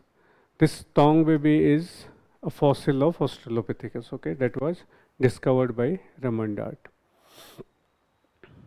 So this name should not confuse, because there are various names, like there is one name Turkana boy. Okay, this is a fossil of erectus, Homo erectus. Similarly, this Tong baby is a fossil of Australopithecus. 2022 they have asked about, should we still distinguish? Earlier we used to distinguish Neanderthals into 2 types, classical and progressive. Now that distinction, now based on genomic studies, there is little support for this distinction. So they have asked, should we still distinguish between classical and progressive Neanderthals? Okay, you have to justify that why we should not distinguish them, and then discuss the controversy surrounding Neanderthals' position in human evolution. Okay. Now, as I told you, there is one fossil, Narmada man. Narmada man in paper 2. So there is debate about its phylogenetic position, that whether it is an Homo erectus or not, okay, or whether it is archaic Homo sapiens. There is debate. So if you have read 1.6 properly in conjugation with Narmada man in paper 2, then you can write a better answer. Okay, both in here you can use the example of Narmada man, and there you can use an example of or arguments from this section. Then again 21 they have asked about Homo erectus, discuss its phylogenetic position. So this question has appeared in 2024, 18 and 15, multiple repetitions. In 2020 they have asked about critically evaluate the contesting theories of emergence and dispersal of modern Homo sapiens. This one only, okay. Then Europeans are closer to Neanderthals, critically discuss in view of African origin of humankind. Now I told you that all humans originated in Africa, they migrated out of Africa and there was some inbreeding, okay. Now this inbreeding happened out of Africa in Europe, okay. So based on that only they have asked that Europeans are closer to Neanderthals. Means Europeans have some genes from Neanderthals also. This you have to justify, critically discuss in view of African origin of humankind. Now this is appearing with tricky, okay, difficult question. But if you know the concept, you can easily write a answer to it. Then discuss the culture related to Homo erectus. Okay, so this is the first species which moved out of Africa. It also used tools. It used fire also, probably for cooking. So all this you have to, and then there is a tool culture also. Acheulean hand axe. Okay, Acheulean hand axe. There are tool cultures also you have to study. So this is related to Homo erectus. So all these things you have to mention under the culture related to Homo erectus. This is a place in Africa, okay, Olduvai Jaws, where many fossils have been found. Then Rhodesian man, this is in your syllabus only. Then 2015 again Homo erectus. Then Asian Homo erectus. Then comment briefly on the phylogenetic position of Australopithecines. Now here also they have asked, I think not phylogenetic position, but other aspects. And then Neanderthal man. So if you prepare this 12 questions, so you won't be preparing only phylogenetic position, right? You'll be preparing about the characteristics also and distribution also. And with this preparation, you can answer 2023 question. Okay, so most of the questions you see are based on the syllabus only. Is it making sense? You able to understand? No. Now in 1.6, most important is Homo erectus, then Australopithecus, then Neanderthal, then out of Africa and multi-regional. And they may ask about the Homo heidelbergensis also, because they have asked this quite long back. Rhodesian man they have asked once. And how the shift is happening. So Africa-centric debate they have asked in 3 years, 2019, 2020, 2025. Focus on big evolutionary story over isolated. Now they are not asking about the isolated fossils, they are asking about a complete picture, okay, bigger story. Then shift from describe to place and debate. More analytical questions are being asked from this section. That Homo erectus is now asked where does it fit in the human evolutionary history. Then Neanderthals, whether they are closer to Europeans or whether this classification between the progressive and classical is valid or not. Okay. Now this is 1.2 of paper 2. Okay.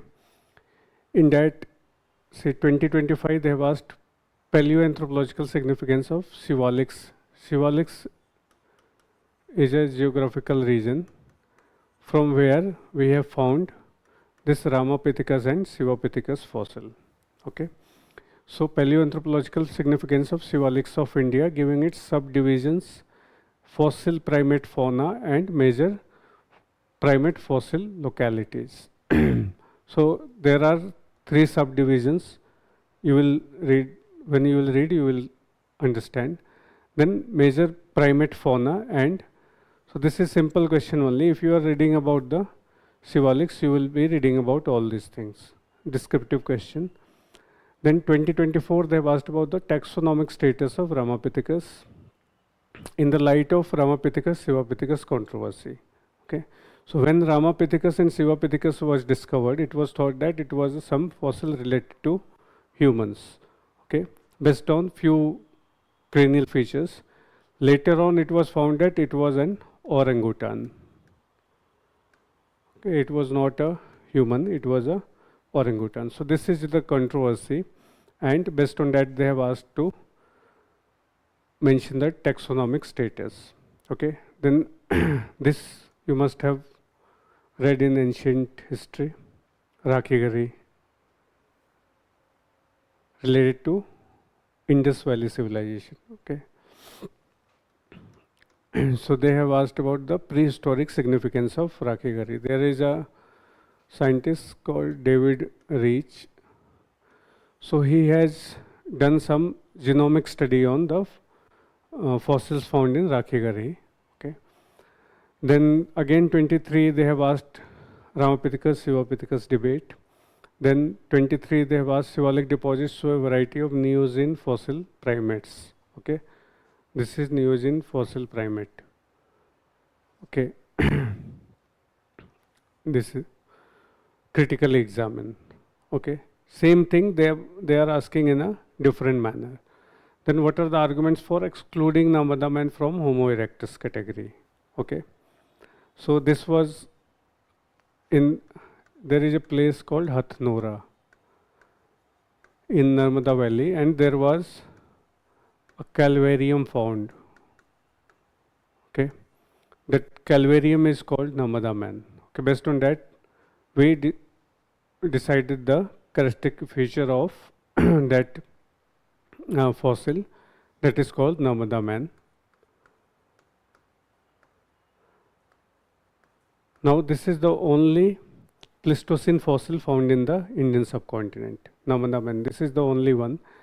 Now we used to place it earlier in the Homo erectus category. Now there are certain controversies regarding that. We say that it is somewhere between the archaic Homo sapiens and Homo erectus, in between somewhere. Then 2021 they have asked morphological features and phylogenetic position of Ramapithecus. 2020 they have asked again about Namada man. 2019 Ramapithecus, then Shivapithecus, Ramapithecus, Namada man. These three fossils are there. Each year they are asking one. Okay. So that way it is easy. If you prepare these three fossils properly, you can easily expect one question in paper 2. Then 2015 they have asked about paleoanthropological fossil finds from Shivalik Hills. See, this is quite similar to first part of 2025 question. Examine the contribution of Shivalik fossils to paleoanthropological knowledge. Paleoanthropological means what? What is paleo? Paleo means ancient, and anthropological means anthropological. So ancient.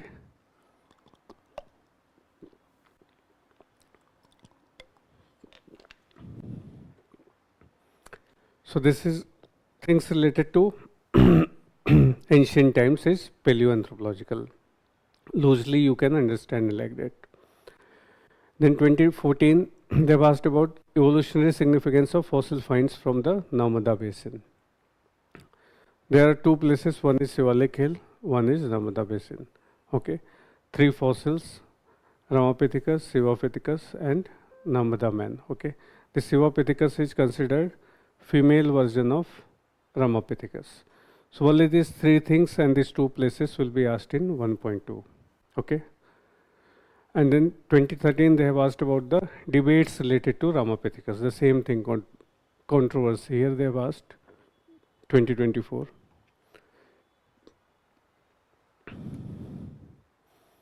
Now 1.7, no purely isolated questions have appeared from this topic. As I told you, this acts as a foundation for other units of paper 1, 9 to 12.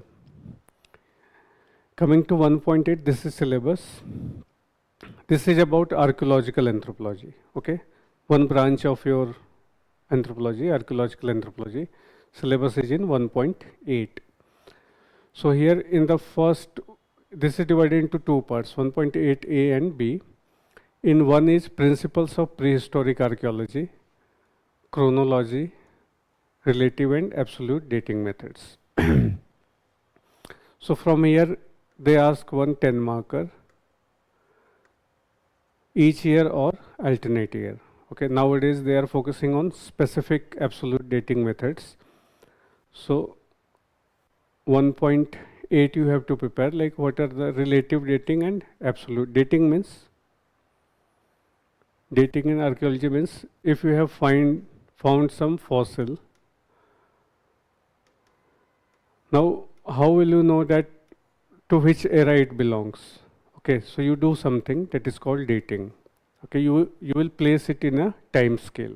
So that method is called dating, and this is of two types. One is relative and absolute. Relative means suppose there are multiple layers, okay, of soil, and here you have found one fossil, here you have found one fossil, okay. Now you want to know that which one is older, okay. So you will date it relative to each other, okay.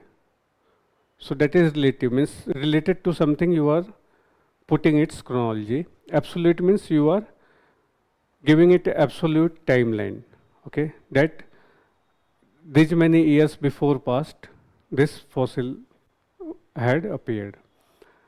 Now broad outlines of prehistoric culture. So these 6 cultures you have to study: Paleolithic, Meso, Neo, Chalcolithic, Copper, Bronze Age and Iron Age. Okay.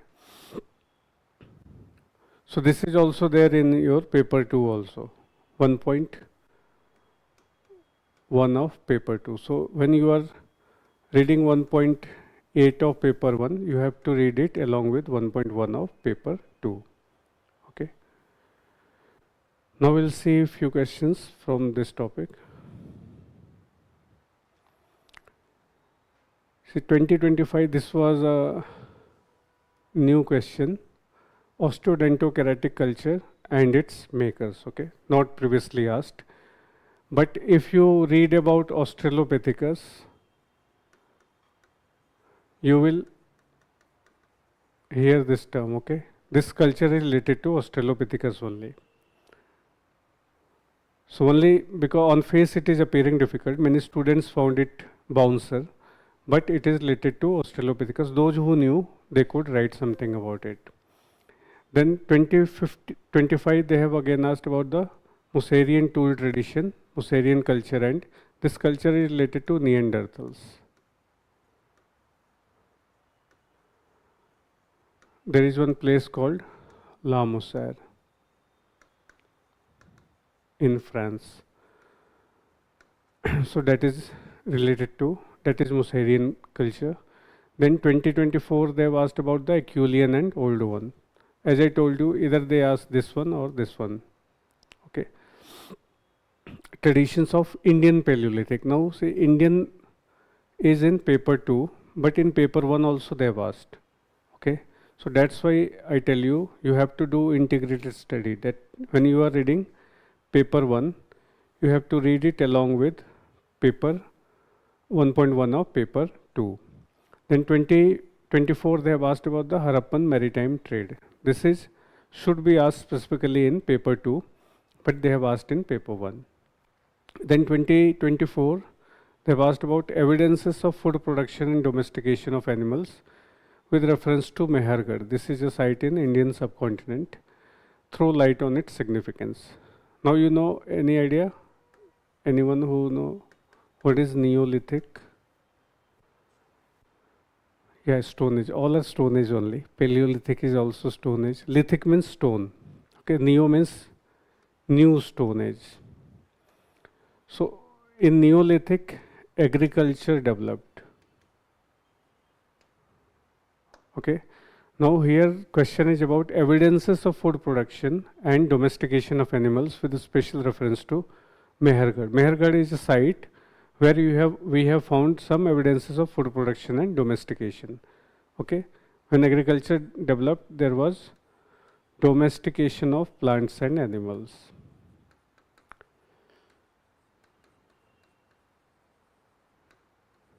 Earlier there used to be wild varieties, okay? Later on humans started to domesticate them. So that they have asked. Then 23, they have asked about the major Mesolithic sites, okay, and describe the typotechnological features of. Typotechnical means you have to mention the tools related to Mesolithic sites, okay. Tools related to Mesolithic is called microlith. All these are very simple things. Once you will start studying, you will get to know it better. Then 23, they have asked about discuss the Paleolithic environment in light of available evidences with special reference to India. Then cultural impact of Iron Age related to syllabus, prehistoric significance of Rakhi Gari. Now, this was also in the previous 1.6 also we discussed.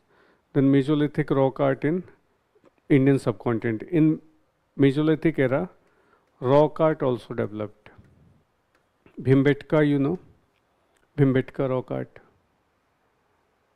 No, in MP there is cave art, Bhimbetka. You can Google it. So there is rock art in Bhimbetka caves by these Mesolithic people. It is still remaining. So it has asked a question on that, UPSC, and then discuss with suitable examples type of technological problems in Indian Paleolithic industry. Here also they have asked about typotechnical features of Mesolithic. Here they have asked about the typotechnological problem of Indian Paleolithic with reference to environmental hypothesis. Then 2020 they have asked about enumerate the evidence of animal domestication in the Indian microlithic industry. Indian microlithic industry means Mesolithic. Okay? Understanding?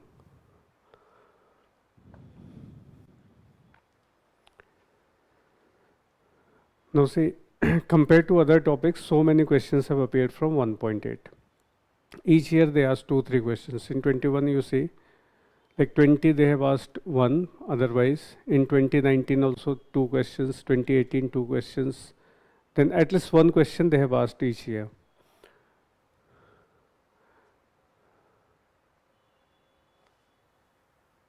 What happened?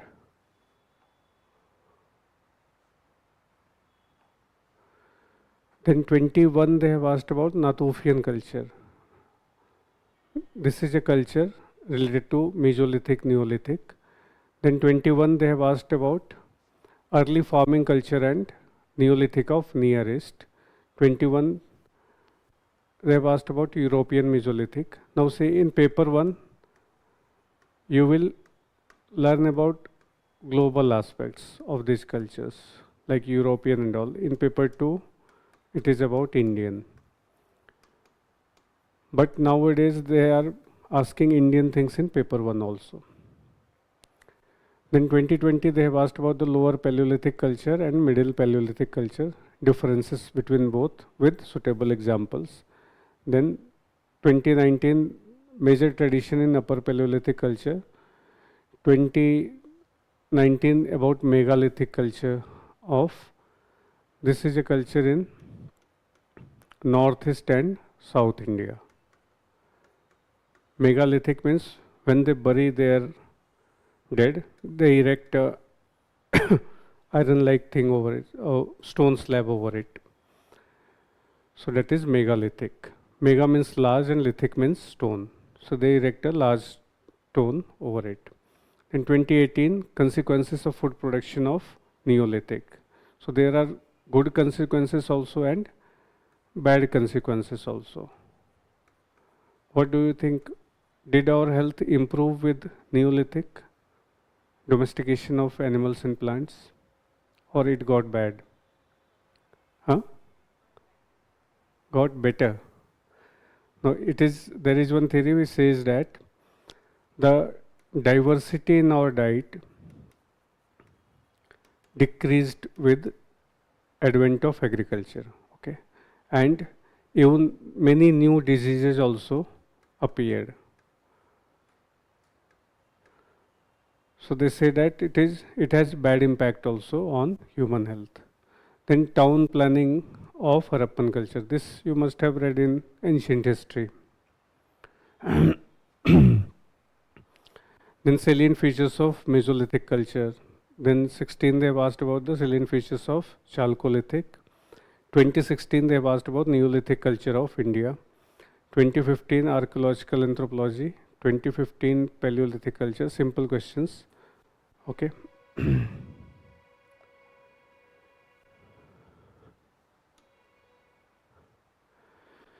So as I told you, these three traditions are important, two traditions, old one, Acheulean and Muserian. Okay, alternatively, they keep asking these three. Now, in paper 2, they ask about Swannian and Madrasian. Okay, so this Swannian is related to old one and Madrasian is related to Acheulean. Okay, so you can, this way you can relate paper 2 and paper 1. Okay, then Mesolithic of India, Neolithic, its consequences, then Harappan civilization and Near East, Natufian, Mehergarh. Mehergarh is in Indian subcontinent, Natufian is in Near East. So they have asked about that, specific Mesolithic and Neolithic cultures. Now, they are asking 1.8 in integration with 1.6. Okay. 1.6 is about fossils. Okay, so now they are asking these cultures, prehistoric cultures, in association with these fossils, and global aspect integrated with Indian aspect.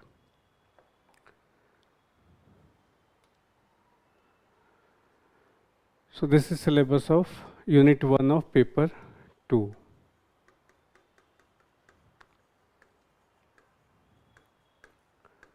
We discussed many things. 1.1 is about evolution of Indian culture and civilization. The same 1.8b, what we saw there, same things are here also.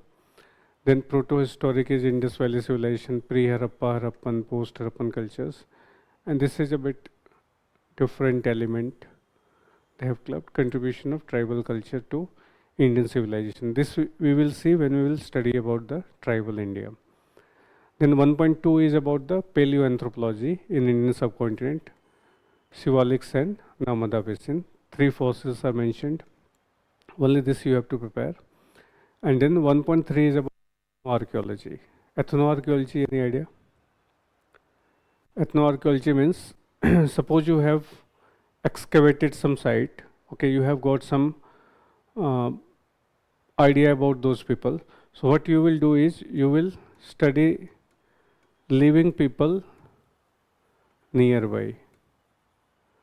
Okay, and from here you will find some clue about how the life of those past people were there. Okay, this is ethnoarchaeology.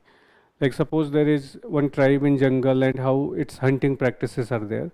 Based on that, you will try to find out how those extinct people used to hunt. Okay, or there is a bead making factory in Harappa. Okay, so how Harappans made bead, that was studied based on present bead making people in Gujarat. So this way, so there is one concept, ethnoarchaeology concept you have to understand, and then survivals and parallels among the hunting, foraging and fishing, pastoral, peasant community. These are various communities. In that you have to learn about survival and parallel. Survival means what things are surviving from that past time to present time. Okay. So this is all about Unit 1 of paper 2. Now we'll see a few questions. 1.1 they have asked about the Swannian cultural tradition. There is Swan Valley, okay, in India. This is related to, this tradition is related to Swan Valley only. Then 2025 Lothal Dockyard, this is also related to Indus Valley civilization and international trade relation. 2025 they have asked about Upper Paleolithic of India, then evidence of food production domestication, Mehergarh, Acheulean and Oldowan tradition of Indian Paleolithic, evidences from Rakhigari and its linkage to Harappan civilization. This they have asked so many times. 23, 22, Rakhigari is very important. Then describe the important Paleolithic site from South India with suitable examples. What is the significance of South Indian Paleolithic cultures? So all these things related to syllabus only they have asked. Material culture and archaeology, prehistoric rock art from Uttarakhand. So now they have asked prehistoric rock art from central India and Uttarakhand. Rock art means earlier people used to make arts inside the caves. That is called rock art. Then Indus Valley was the first settlement of big civilization. This is a assertion and you have to comment on it critically. Then was Mesolithic culture the first step towards sedentary way of life? Illustrate your example, your answer by citing suitable examples. So from Mesolithic we progress to Neolithic.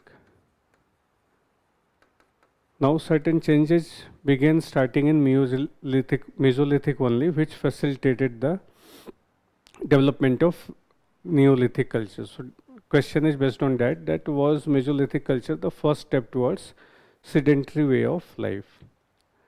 Sedentary way of life is related to development of agriculture. Okay, when agriculture developed, people didn't need to roam around and hunt and gather. Okay.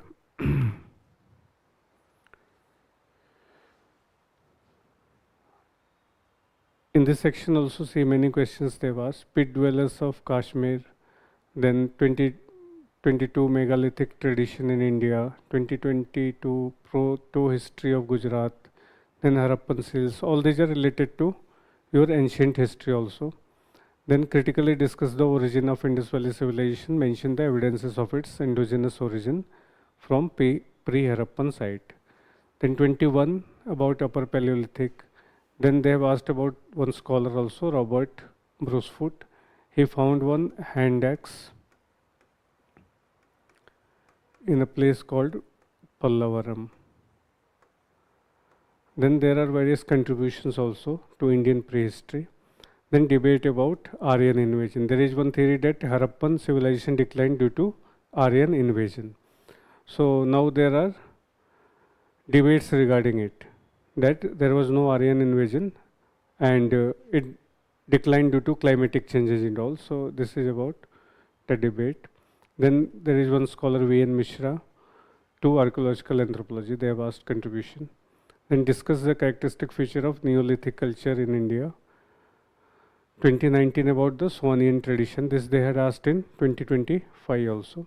Then what kind of society may be reconstructed from archaeological evidence of Harappan. This is a bit analytical. Okay, that there are evidences found in Harappan culture, and based on that, what kind of society construct. Okay, then distribution of Neolithic sites in India. So many questions are based on just elements mentioned in your syllabus. So many questions have appeared. Regional variation of Mesolithic, relevance of art and craft tradition and understanding Indian archaeology. This is only ethnoarchaeology. That recent art and craft tradition you are studying to understand Indian archaeology. The Neolithic culture of South India, Chalcolithic culture of Deccan, trade and religion of Harappan civilization, then Mesolithic findings from Belan Valley, then skeletal remains from Chalcolithic culture of undivided Punjab, Lothal dockyard, prehistoric art of central India. Earlier we saw there was one question, prehistoric art of Uttarakhand. Then significance of Harappan civilization sites from India, Neolithic culture of Northeast India. So see, they are asking on Neolithic culture, but they are giving specific region, okay? Neolithic of Northeast India or South India, something like that. Then describe what is known of Harappan religion, have some of its elements continued into later Hinduism. This is an analytical question. Then discuss salient features of Mesolithic. Indian Paleolithic culture can neither be conceived chronologically. This is only the typo-technological problem. There was one question in 2023 or 4 we saw earlier. So this is the same. If you prepare this, you could have answered that also.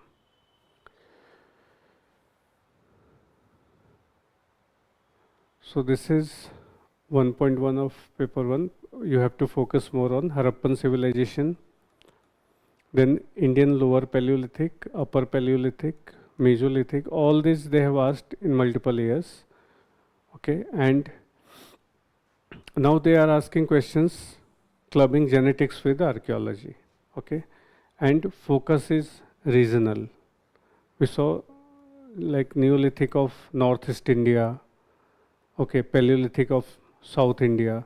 So they are asking questions related to specific regional places, okay, like Northeast Megalithic, Uttarakhand rock art. So region wise you have to prepare, not only period wise. Okay. This is question related to ethnoarchaeology. Nowadays they are not asking, so we are expecting one question in 2026. This means because last they have asked in 2020. Previously they used to ask each year 2020, 2019, 18, 17, 16, except 15 they have asked each year. So most probably one question will appear from this in 2026. And here if you see most of the questions are repeat. Discuss the importance of ethnoarchaeology in reconstructing past, citing Indian examples. Then second is about, this is also in your syllabus, ethnoarchaeology analysis of hunting activities of contemporary tribal communities. Then ethnoarchaeology as a research strategy, the first point of your syllabus. Then ethnoarchaeology, then ethnoarchaeological evidence for the survival of hunting gathering tradition. Same thing, no? If you prepare this one, you can answer 19.1. Then discuss the importance of ethnoarchaeological approach to study of indigenous craft in India. So this is also mentioned in your syllabus. This is also there in your syllabus. Okay. So all related to syllabus only, no new questions.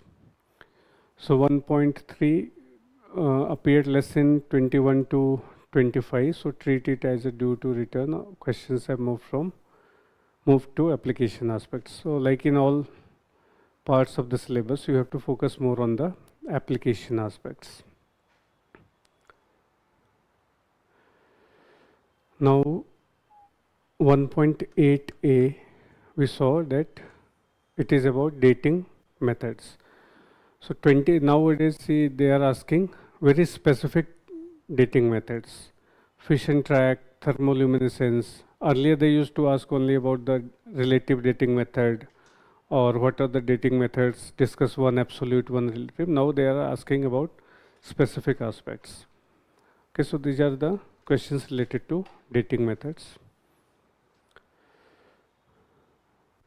So as I said, they are focusing more on the details about exact techniques like thermoluminescence, chronometric, fission track, then focus more on application and pair every method with what it is used to date. Okay, like C14 volcanic, potassium argon is for pottery, thermoluminescence is for tools and all.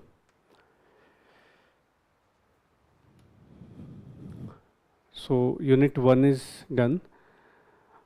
Have some patience, we'll finish unit 2 also. This is not much. Unit 1 is quite bigger. So unit 2 of your paper 1, this is divided from subunit 2.1 to 2.5. Okay, there are 5 subunits to unit 2. So 2.1 is about culture. Okay, in anthropology, most of the things you study is about culture. Here you have to study about the concept of culture. What culture is, its various definition and all. What are the characteristic features of culture? How culture is different from civilization. Then there are these two terms, ethnocentrism and cultural relativism. Okay, Any idea what is ethnocentrism? Ethnocentrism means, suppose you have watched this movie, Hindi movie, Two States.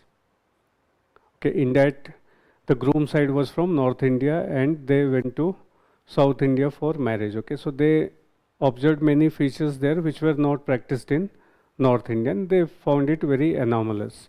So you are judging one culture from your own point of view. Okay, that is called ethnocentric.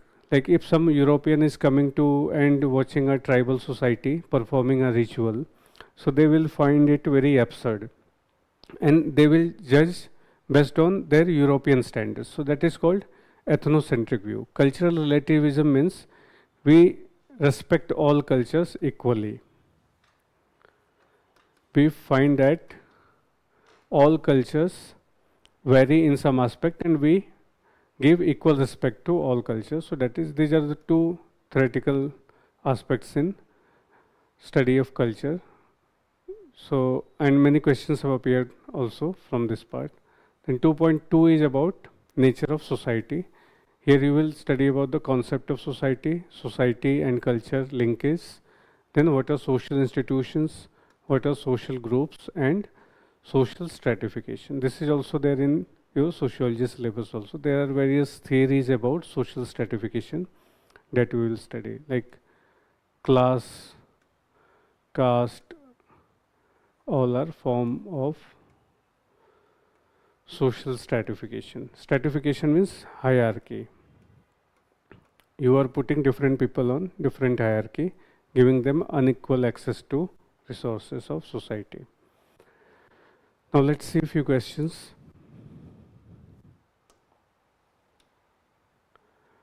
So in 2.1 they have asked culture and embodiment. This was a new question, difficult one.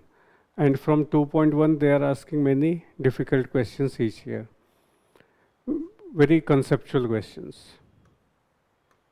So you have to do this topic very thoroughly. Embodiment means, any idea? Embodiment means, suppose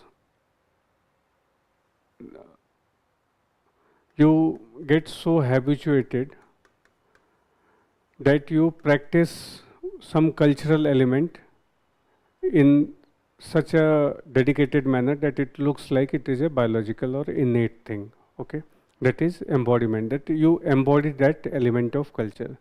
Like we eat with our right hand in Indian society. Okay, so why we always eat with right hand?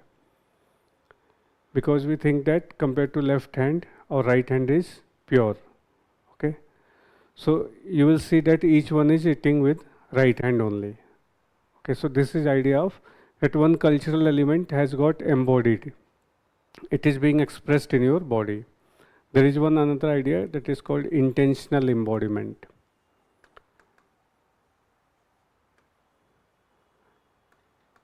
Intentional embodiment means you are putting cultural elements on your body intentionally, like you are getting a tattoo of say Om or something like that. Then 2025 they have asked about culture as integrated, assuming critically examine the drawbacks in assuming culture as integrated closed system. Now in syllabus there is one topic, attributes of culture. So culture is integrated but it is an open system, not closed. So this is related to that. Now if you had prepared attributes of culture, you can answer this. Then they have asked about cultural lag. So culture has two components, material and non-material. So this idea of cultural lag is there, that material aspect always move faster than non-material aspect. Okay, like material aspect means smartphone, AI and all. Okay, these are moving faster, but our value system of society is lagging behind, is not moving in sync with the material aspect. So that is the idea of cultural lag. Then 2023 they have asked about Arjun Appadurai conceptualization of global cultural economy. This is about one scholar. Then 2022 historical and cultural context that led to superseding ethnocentrism with cultural relativism. There is one scholar in anthropology, Franz Boas. He is pioneer related to cultural relativism. So based on that only they have asked a question. Then human rights and cultural relativism. In 2017 discussed the development of concept of culture in anthropology. Now this concept of culture has developed in anthropology. Okay, the earliest anthropologist E.B. Tyler, he gave one definition and he equated culture with civilization. Now we say that culture is sort of web of significance which humans have spun around it. Okay, so from there to here how it came, and then there are other ideas like postmodern ideas. So they have asked a question about development of concept of culture, then cultural relativism in syllabus, society and culture also in syllabus. So earlier questions used to directly come from the points mentioned in syllabus. Now they are asking bit analytical and conceptual question. Then this question, is culture unique to human beings? Okay, critically examine. Is there some sort of culture in animals also? And why the concept of cultural relativism has been so dear to anthropologists. Okay, earlier European society used to practice racism, and that's why many population got deprived of resources, they got humiliated and all. So that's why anthropology always promote cultural relativism. Okay, you judge the culture based on its own merits. Then bring out the distinguishing feature of culture and civilization. Then cultural relativism and subsequent violation of human rights. This they have asked previously also somewhere. Here, 2020. And then 2002 they have asked about the components of culture, vast and varied. Means there are so many elements of and attributes of culture. Okay, so this is all about 2.1. Nowadays they are not asking those static old concepts mentioned in syllabus. They are asking many new and analytical things. And in questions they are anchoring scholars also, like William Ogburn, Appadurai. Okay. So if you are preparing this, you have to prepare in this manner, that you have to do bit in-depth study of 2.1 especially. The nature of society, here most of the questions have appeared from the terms mentioned in the syllabus. 24 they have asked about the examine critically the concept of social stratification as basis of sustaining social inequality. How social stratification is sustaining social inequality. You have to mention various theories regarding social stratification and then give examples. Then there is one scholar in anthropology, Radcliffe Brown. So his idea is about status, role and institutions. Okay, like each person has a status in the society, and based on that status that person performs one role which is facilitated by institutions. Okay, so this you will study when you will study 2.2. 2021 they have asked about the different types of social stratification with suitable examples. Then discuss social stratification according to any three major approaches. These are the theories of social stratification. Then define status and role, the same thing which they have asked here. They had asked previously also. And distinguish between ascribed and achieved. Ascribed means suppose you belong to a higher caste. So that is your ascribed status. You belong to a higher caste in the society. Achieved means suppose you are a higher caste person but you are illiterate. So that way you have not achieved that literate status. If you have got higher education, so that is your achieved status. Like suppose you are doctor or something, engineer. Okay, so these are your achieved status. Then society and culture they've asked, and then what is the basis of social stratification, discussed with examples. So all these questions are related to your syllabus only. Unlike 2.1, they have not asked analytical questions.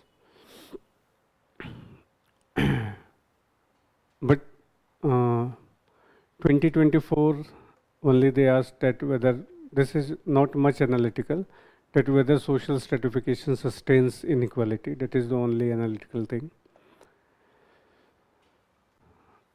Now 2.3, see, these are the remaining parts of unit 2, 2.3, 4 and 5, and you have to do integrated study of these 3 topics. 2.3 is about marriage, 2.4 is about family, and 2.5 is about kinship. Okay, you understand these terms, marriage, kinship and family. So in marriage you have to learn the definition, various definitions are there, and there is problem about a universal definition of marriage, so that we study.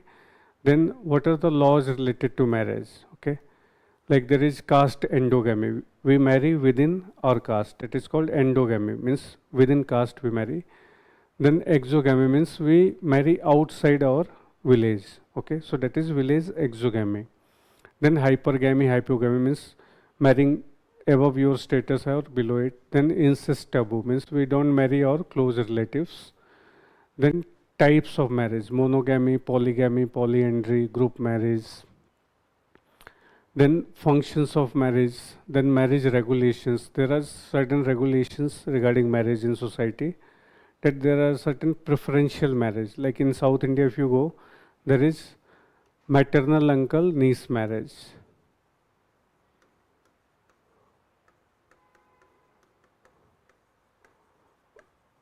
Or there is cross cousin marriage.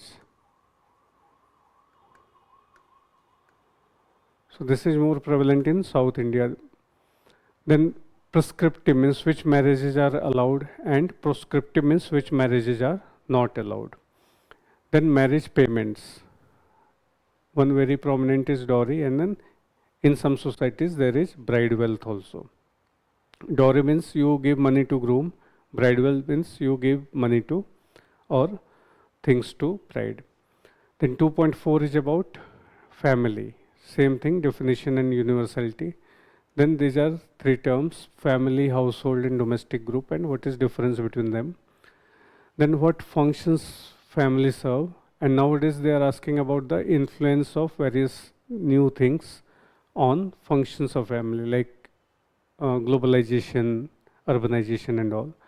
Then types of family based on structure, blood relation, marriage, residence and succession. Then impact of 3 things, urbanization, industrialization and feminist movement on family. Okay. Then in kinship there are 2 things, consanguinity, this is relation by blood, and affinity, relation by marriage. So you have to study about consanguinity, affinity, principles and types of descent. These are various types of descent. Then descent groups, then kinship terminology, descent filiation, complementary filiation, descent and alliance theories. This descent and alliance theories asking each year. Okay, very important topic. So this is all about unit 2. Okay, now you will see PYQs.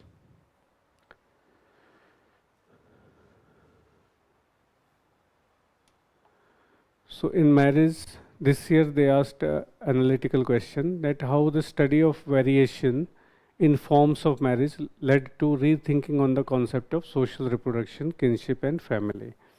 So traditionally marriage used to be between man and woman. Okay. Now there are various variation about these forms of marriage. There is woman-woman marriage also. There is ghost marriage also in some societies. Then there are marriages in which the husband is not living with the family.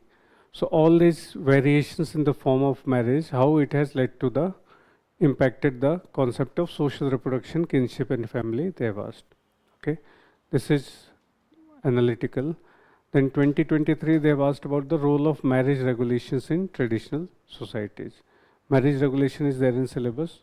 you have to write various regulations and you have to write about the examples also, tribes which practice those regulations. Then 2020 they have asked impact of feminist movement on the universality of family and marriage. Then 2020, how do marriage rules impact the gene pool? Now here they have clubbed culture with biology. Okay, that how marriage rules, that is cultural aspect, is affecting the gene pool of population. Okay. There is one concept, incest taboo.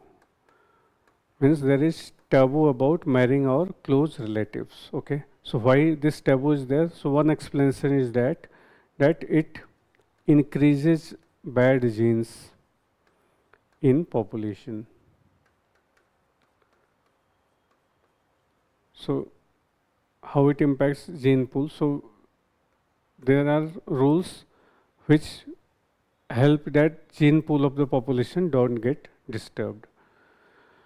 Then ways of acquiring mate in tribal society. This is in your syllabus. There are various ways mentioned. Then 2017, different forms of preferential marriage. We saw in syllabus preferential, prescriptive and proscriptive. Then incest taboo is there in your syllabus. Define marriage and describe various types of marriage in human society. This is also from syllabus. Then this was analytical question. Where do you situate live-in relationship within the institution of marriage? There are judgments also in this regard. So this is inspired from current affairs. Then 2013, how does taboo serve as a means of social control and ways of acquiring a spouse in simple societies? Same question, 2018 and 2012. Okay, so these are the questions regarding marriage as an institution. Now coming to family. So here questions are simpler. They have asked about the impact of those three aspects are there in your syllabus: urbanization, industrialization and feminist movement. So regarding urbanization they have asked. Then 2022 household and domestic group. Okay, this is also mentioned in your syllabus. Then 21 Lewis-Morgan classification of family. 2016 impact of urbanization and feminist movement on family in India. Then 2015 they have asked define family and critically examine the universality of family. Okay, this first concept is about concept and universality. So all these are related to syllabus only.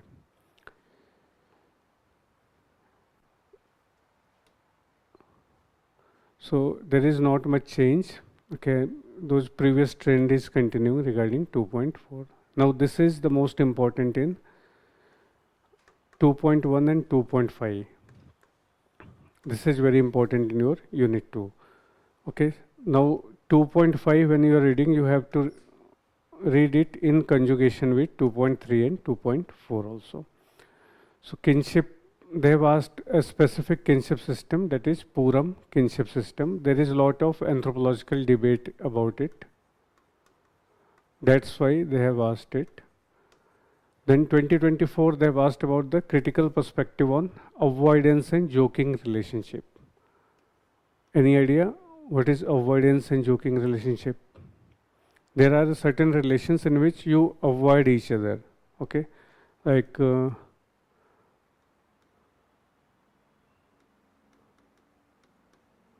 sister-in-law and brother-in-law, elder brother-in-law. Okay.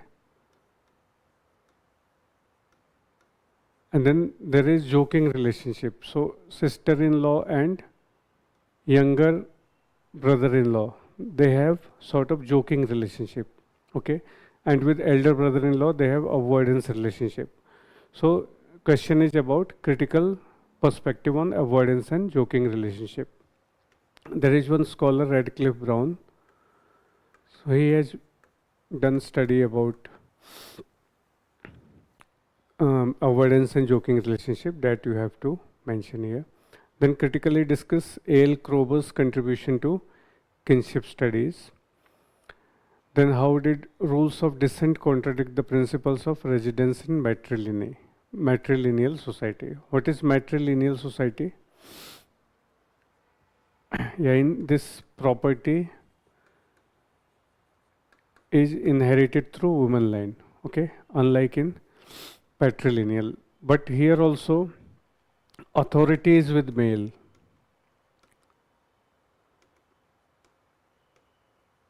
Okay, this is the problem, that property is being inherited through woman line, and also descent is also through woman line.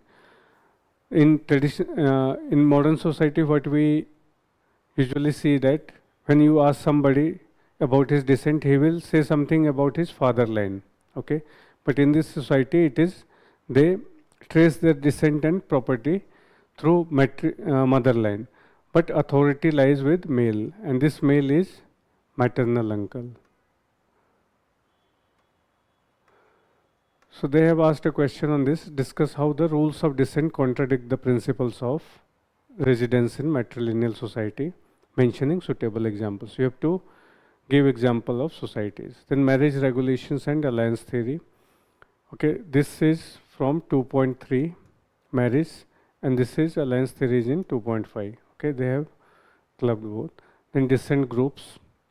Then 2021 they have asked explain the structural analysis of kinship as proposed by Levi-Strauss. So this is about alliance theory only. Then this is about Radcliffe-Brown is related to descent theory, and Levi-Strauss is related to alliance theory. So this last part of your syllabus, descent and alliance, they have asked it repeatedly. Then kinship terminology, bilineal, this is type of descent, and then elucidate the determinants of kinship terminology. Few more questions are there. Then lineage and clan, cardinal points of descent and alliance theories. You will see this has got repeated multiple times. 2016 they have asked how do concept of binary opposites and exchange figure. This is related to one theory in your structuralism. This is in unit 6. Okay, this binary opposite is related to that. And then double descent and various types of descent. So this is all related to 2.5. Now, any questions so far?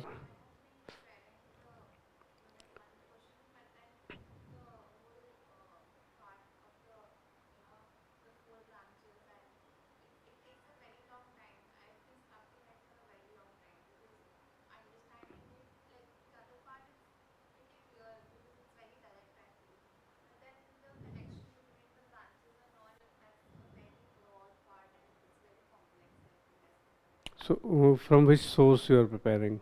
Is it a problem related to source or? Okay, that is fine enough. You have done some classes also.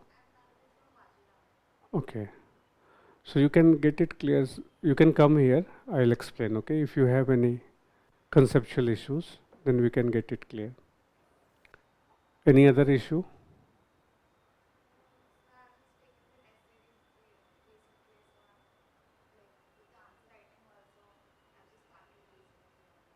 Okay, okay.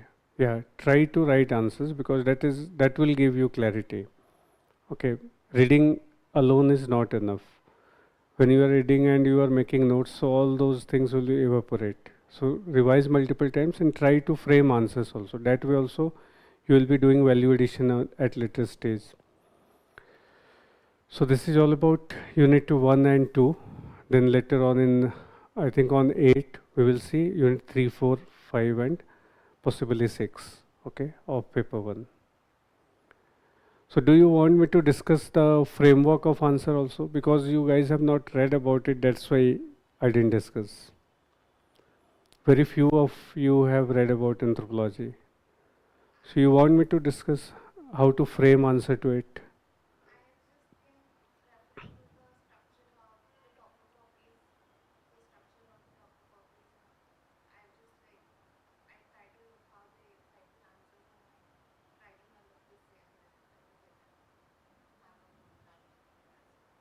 Okay. So just go through PYQs, okay, And if you have any issue, then you can ask me in the next session, okay? And we'll discuss. Okay. Thank you very much.